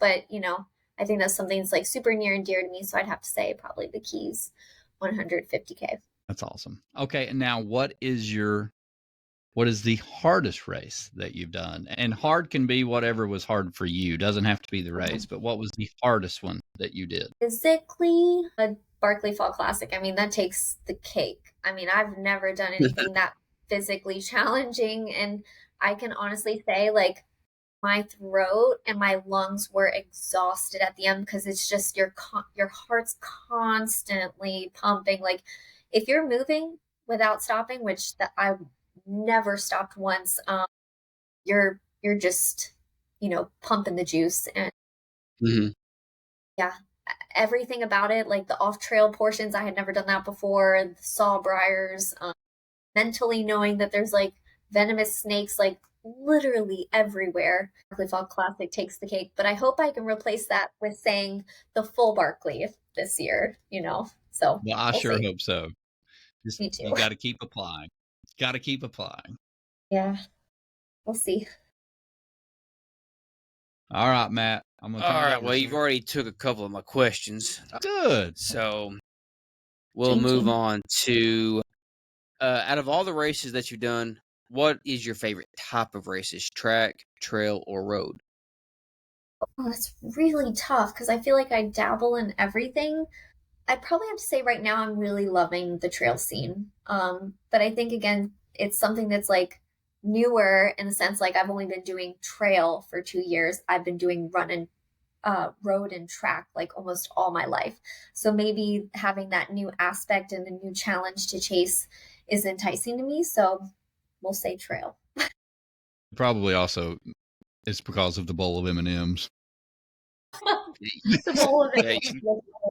Yeah, definitely get that on the road scene. Let's see. What hydration do you prefer? Right now, usually I drink Noon Endurance, but I've been trying a lot of different electrolyte drinks. I kind of hop back and forth, but I start with Noon Endurance, and then I go to LMNT.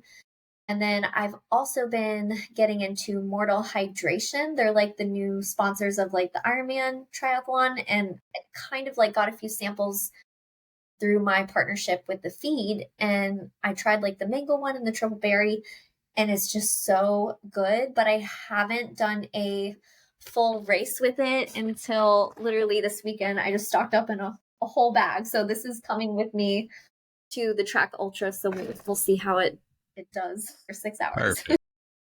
Yeah, I've tried. I bought a bag of Mortal and I tried it. It because I got it from the feed. It was pretty good. It's good. I'm an extremely salty sweater, so I have to use stuff that has a lot of salt. Yeah. Yep. Salt. But it tasted amazing. I will say that. Like, that's the one thing I will say. It tasted so good. I'll have to try some of it. I would have to take that and then pour the LMNT, the unflavored LMT, into it. That's what. After you said that last time, that's what I want to do to my rock. I'm telling you, man, it works. So they got this thing, Whitney, called the H Drop. It's just called H Drop, and I bought it, I don't know, about 6 months back.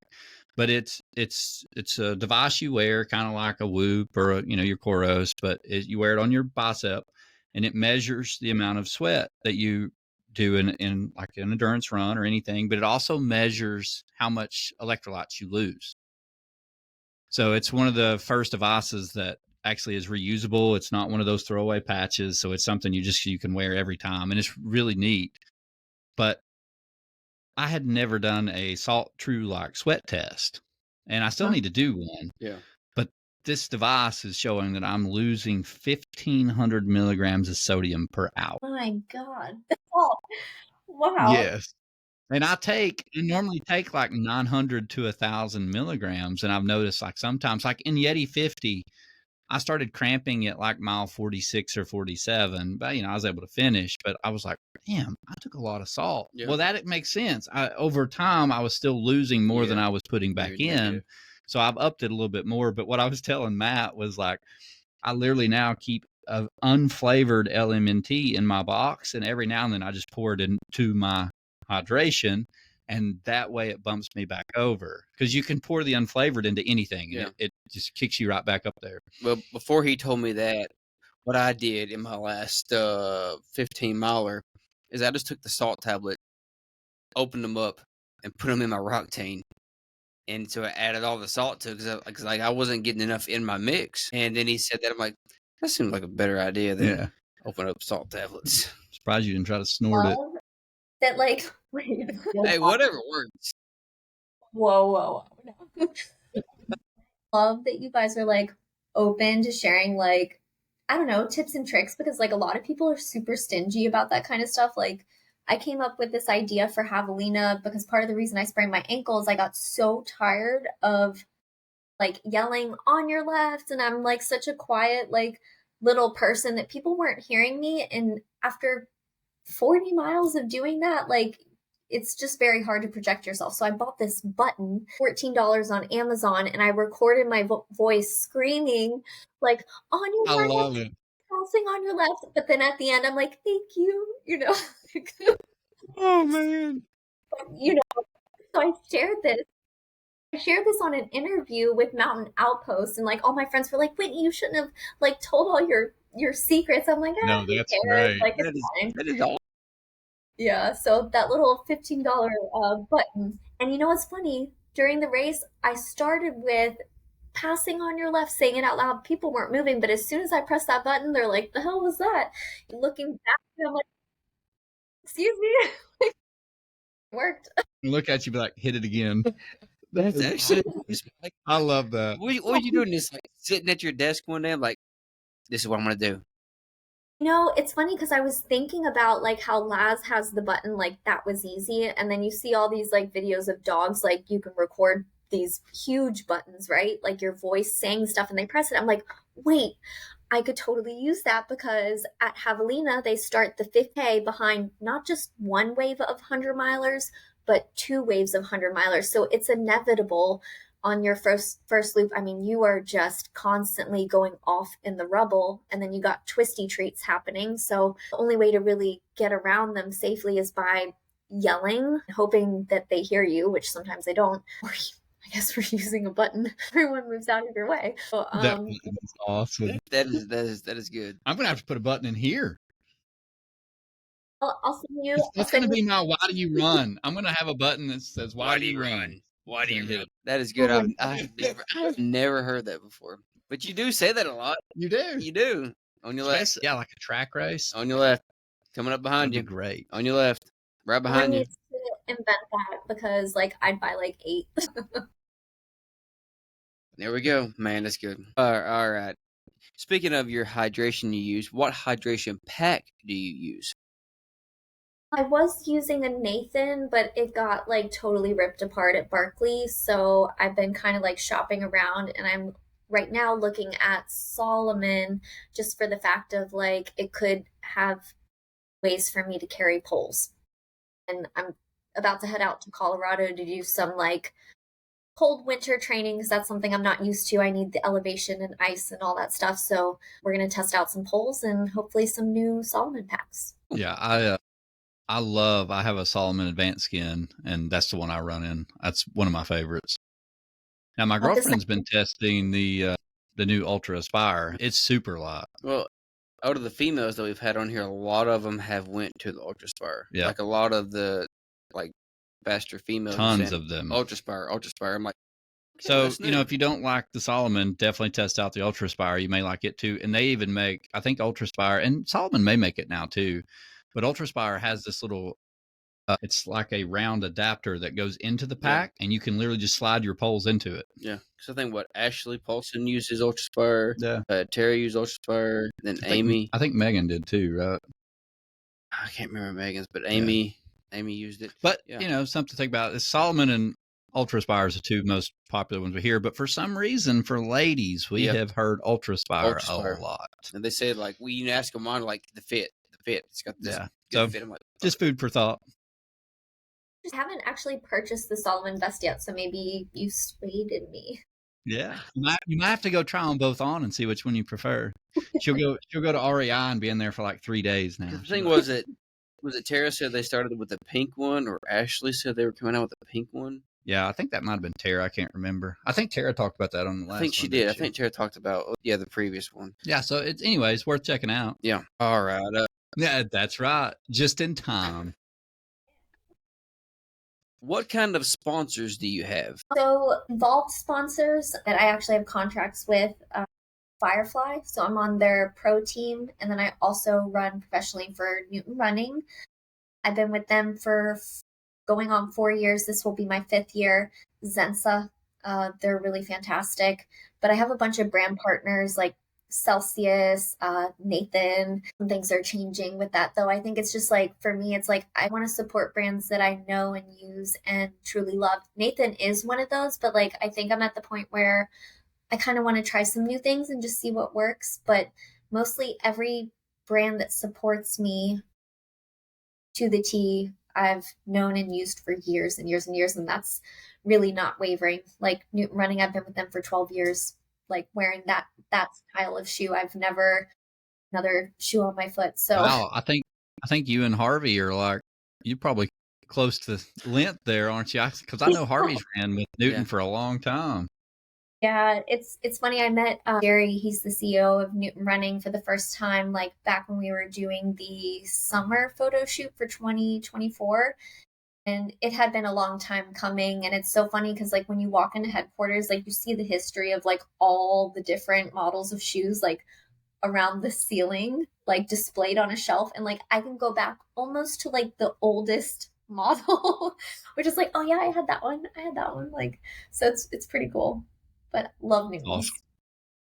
Awesome. So out of the socks that you use, I use the same socks, same brand that I've used for the last 3 years. Which ones are your favorite? I like Features. I don't really go. I have tried toe socks. A lot of people recommend them, but I can't get into them. I don't like having stuff in between my toes. So I'd say Features, but then I also wear Zensa like calf compression or their full heat recovery sock for like recovery purposes. But if I'm just going with like a low cut ankle sock, it's Features all day. What about you? I use the Zenza, the 3D dotted ones. Yeah. And I have used those for the last, I don't know, 2 years. I used them all during Vol State. Vol State, nothing you can do with that. It was blisters like crazy. But every other ultra that I do, I don't get blisters with them. Isn't it weird how like that company, they have somehow found a way to make, like, for example, their sports bras are seamless. Like, I don't understand it. There are no seams in the bra, which means for the ladies, no chafing, no tags, because it's printed in the fabric. Like, it's just life-changing. I think even those socks that I use, I think they're made in, those specific ones are made in, I think, Italy. But how they're sewn is there's no, at the bottom of them, there's no like seam. So you don't get that bottom chafe at the bottom of them, which is awesome. I think they're fantastic. I think that's all the questions I have. Okay. Well, you got off pretty easy today, Whitney. I think I did. Let me see if I had any that came through. You might have had some because she posted it as well. Oh, good deal. Okay. Actually, I did. Here's the good one. Maybe we should all answer it. What is worse? These could get really interesting. Also, I have a lot of people sending emojis. Anyways, what's worse, overtraining or undertraining? I'd probably say overtraining. Yeah, probably get hurt. Yeah. I mean, it really depends because overtraining is a fine line. Yeah. Yeah. But are we ever trained up? Because a lot of times I go into a race and I'm like, man, I'm not trained up enough.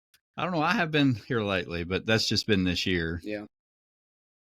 But I was riding that line this year, though, because I had a lot of hip problems. I was going to the chiropractor every week because all I was focused on was speed. And So at least under training, you're not riding that line of like pushing your body to, catastrophic failure, but at the same time, you're going to in a race. You're going to say in a race. So, like it's either going to happen in the race if you're undertrained, or it's going to happen in training if you're overtrained. I will say the thing with overtraining though, is that you get injured and then you continue to train because you've got that mindset. And then that's where true big injuries come from, like stress fractures and stuff like that. So overtraining can lead to a much bigger problem. But if you're severely undertrained, you can get stress fractures too. Yeah, that's true. And I guess with undertraining, like if you're not too far off, I feel like at least like if it's something you've done before, like you can get through the mental toughness of like, I've done this before, get over the hump and just like push through. But yeah, that's a tough one. I did have another good, I kind of like this one. Do you double knot your running shoes? I definitely double knot mine. I never want like an opportunity to have to like bend over and like retie. Matt, are you a double knotter or single knotter? I double knot when I wear my Hokas or my Sauconys, but when I wear my Speedlands, they have no shoestrings, so I don't have to worry about it. I just tighten them up. Look at that. Okay, I think maybe one more. Let's see. I kind of like this one's fun, just because we were talking about M&Ms. Do you eat aid station food? 1,000%. Like my favorite, I usually go for like pizza, cheese pizza, or like if it's cold, like hot vegetable broth or like ramen, something about soup. Oh my God, just so good. It depends on the race for me. If I'm doing like Yeti 50, I didn't stop at the first aid station. I had a crew at every aid station, and they just handed me bottles and had my gels in my bottles, and I just kept running. Now, when I'm doing like a trail, like a 100-mile race, I mean, you live and die by the aid stations. You have to eat. So it's impossible to have a crew at every aid station. And unless you're going to be a mule and just pack everything, which would be miserable. That'd be like my first 100-miler.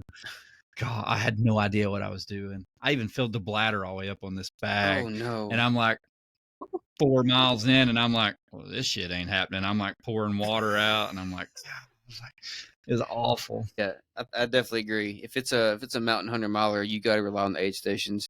If you're doing a loop race, you can, most of the time you rely on yourself with some snacks in between, like if pizza comes or if, big food comes.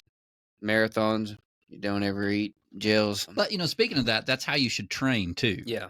So if you're gonna do a trail race and the aid stations don't have much crew access, you need to find out like what hydration they're using. Yeah. And you need to start mixing that in, because the last thing you want to do is have a terrible time with scratch or have a terrible time with tailwind or something.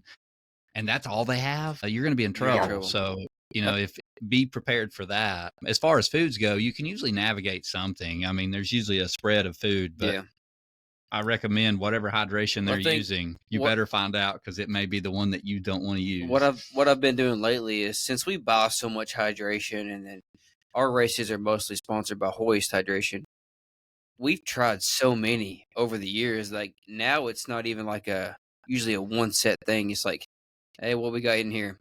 Grab it and go. And then your stomach gets used to that.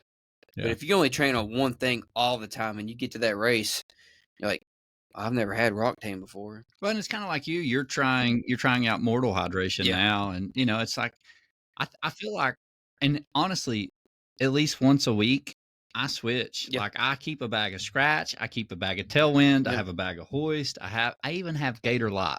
I love that stuff. Gatorade Light. Love that. Yep. So I just kind of mix drinking Gatorade Light right now.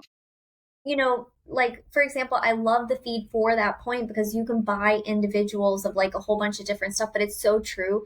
Like if you just like stick to one thing and you never change it, your stomach, like you literally have to train your stomach. Like if you're more familiar with more options, you're switching it up as you're training, you have a less likelihood to have like a puke and like kind of event, or like worse, you end up bonking, or the caffeination is too much for you and your heart rate skyrockets, But yeah, that's a really good point. Like being more well-rounded and training your stomach and trying different things, like that can really be beneficial in training. Yeah.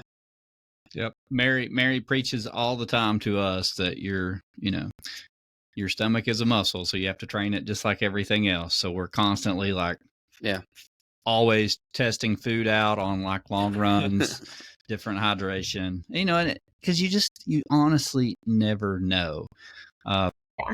Especially when you go to a race in another state, more than likely you're going to eat something that you probably never tried before. Yeah. It's just going to happen. But I'm about to that's a great train my question. stomach on some Thanksgiving food tomorrow. Yeah. Absolutely. Yeah. I'll have everything ready tomorrow. Oh, tomorrow will be a whole meal. I better get up and ride early.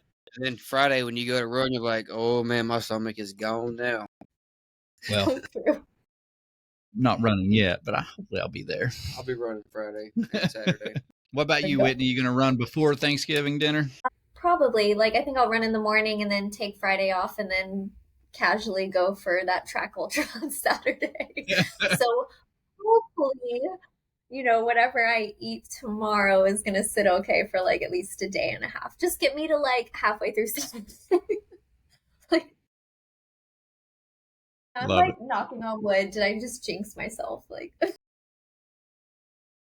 You know what? In an ultra, there's no jinxing yourself. It's whatever the day gives you. Hey, the good thing is you're on a track, so you're pretty close to that porta. That's right. That's right. I hope so. So, do you have any questions for us? Wow, I actually have never been asked that question on a podcast. What's next for you guys? Let's see. I signed up for the Pistol 100 in March, so I'm hoping my foot is ready in a couple more weeks so that I can actually start training. Because my whole goal this year was to run a fast 100. I wanted to go 14 hours on Yeti 100. 14 to 15 hours was my goal, Yeti 100. So now I'm going to shift to Pistol since that's all I've been training for, and I'm going to try to run Pistol 100. It's a 100-mile road race. So I can do my 14 hours there. We'll see. And then I've got Yeti 50, Yeti 100, No Business 100. And I'm toying with the idea of JFK 50. So we'll see. Okay. I just saw some pretty incredible times for the women. Rachel Drake just broke the 6 hour for the 50 miler, which is we got her. We got her on the podcast next week. And that's going to be a really neat conversation. She's a very talented athlete. I'll definitely be listening for that one. Yeah, I can't wait to hear the story. That's pretty amazing. I mean, she's done something that no other female has been able to do. Just so cool. Yeah. I love it too. Females are just so strong now in ultras. I just love it. Man. Most of our ultras, Whitney, the 24 hours and stuff, they're won by females. Females are coming out. I mean, I think both of our 4-hour race at the fort was won by Jen Russo. Yeah, Jen Russo won it. And then, which you probably know Jen Russo. She's a very talented backyard, but she won our 24-hour. And then in the 12-hour, we had one lady who, Audrey, she ran a relay with a team and individual 12-hour, and she won both. She's fast. And then the 24-hour, Mary. Yeah. Mary won that. So yeah, a lot of females are coming out. Absolutely. Yeah. I mean, last year. It's just females. I kind of almost see a lot of marathoners now coming over into the ultra running scene. I think it's just finally picking up track. And I do hope it continues because, there's not really a lot of funding in ultra running like there are for other sports. So having more people come in, I think it's just going to propel us forward. So it's really cool to see prominently we are seeing more women, but just in general, we have so many new people coming over to ultra running. It's really, really exciting stuff. Yeah. And just like Ashley Paulson, I mean, she absolutely killed Badwater. Killed it. Yeah. And it's just awesome. I mean, I love it. I think it's really cool. Are you, do you have any big plans for 2025? 2025, I may go back to Mad Backyard. That is where I've got my PR for my backyard at 108. So I may go back. I think you need to sign up for a 100 miler. I'm going to go for a 100 miler. It's probably going to be that one you're going to. Which one? Probably no business. Good. It's about time. We need to bring you out of retirement. Maybe. We'll see. And then I might go back to LC this year. I miss LC. LC is one of my favorite last person standing races. Yeah, it is mine too.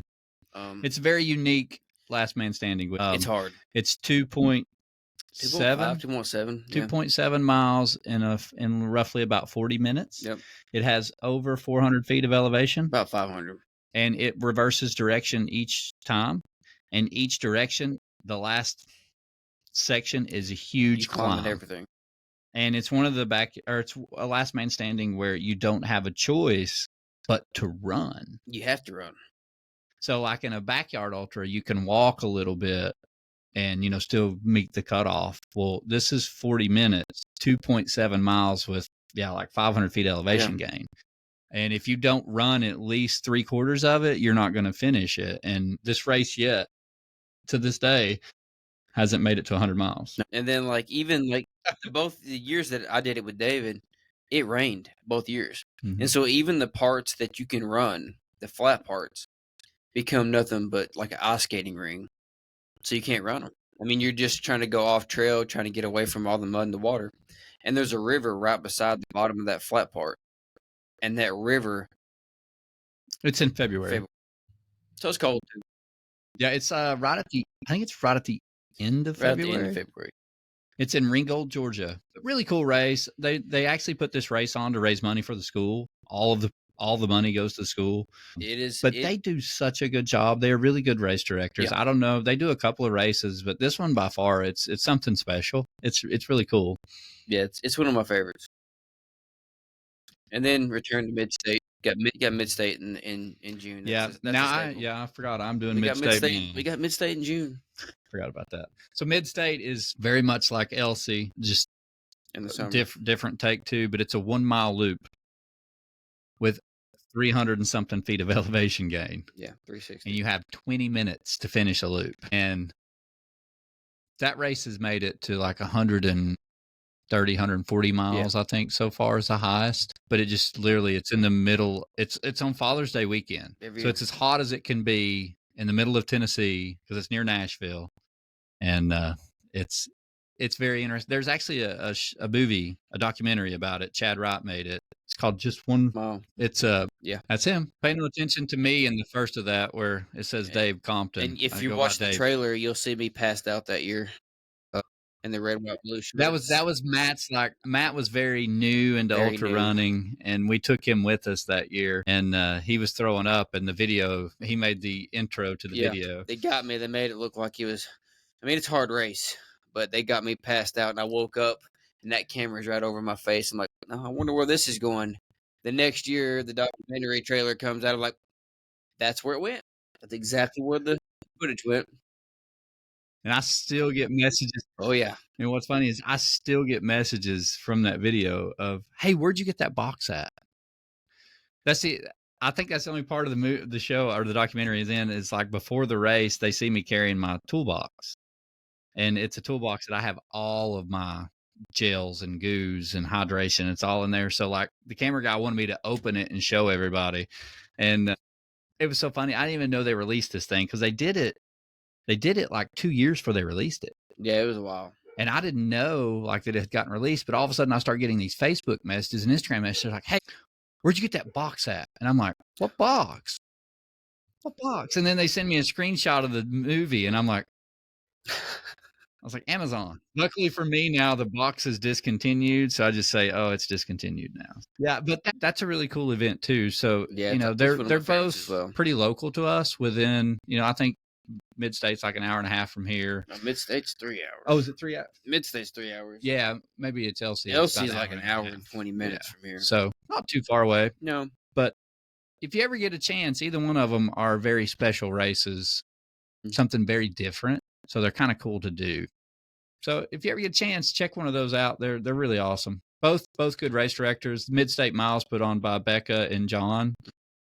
They're great people. And then the LC group, there's a group of them, but they do a really good job too. Oh yeah. You pay your entry fee there and you'll get enough food to pay you back 3 times. Oh yeah. They cater in like Chick-fil-A and all kinds of stuff. It is crazy. Eat well. And it's pretty awesome. Yes. Yes. Yeah. Yeah. I need to quit signing up for stuff because I need to make sure my foot's going to heal. Oh yeah. Absolutely. Yeah, And same definitely. for you. If you ever need a crew person, just reach out. Maybe we just need to put her in the Dirt and Vert group, and that way, when you're coming here, you can just message there. But we have a group on Facebook called Dirt and Vert. It's more than just people around this community, but it's just a lot of ultra runners, 500 or 600, and they all talk about where they're going to race and stuff, and people ask for crew and stuff. So it's kind of cool. We'll put you in there that you're on it, and if you're around here and you're coming, you can always see what's going on. Love it. Yes, you got to keep training for Barkley. Well, I'm going to say you just got to keep training. Keep training. Yeah. Well, Whitney, thank you so much for taking time out of your day to be on the podcast. We've really enjoyed the conversation. It's been really fun. And thank you for sharing your story. Yeah, definitely. Absolutely. Absolutely. Whitney, thank you so much. Have a great day.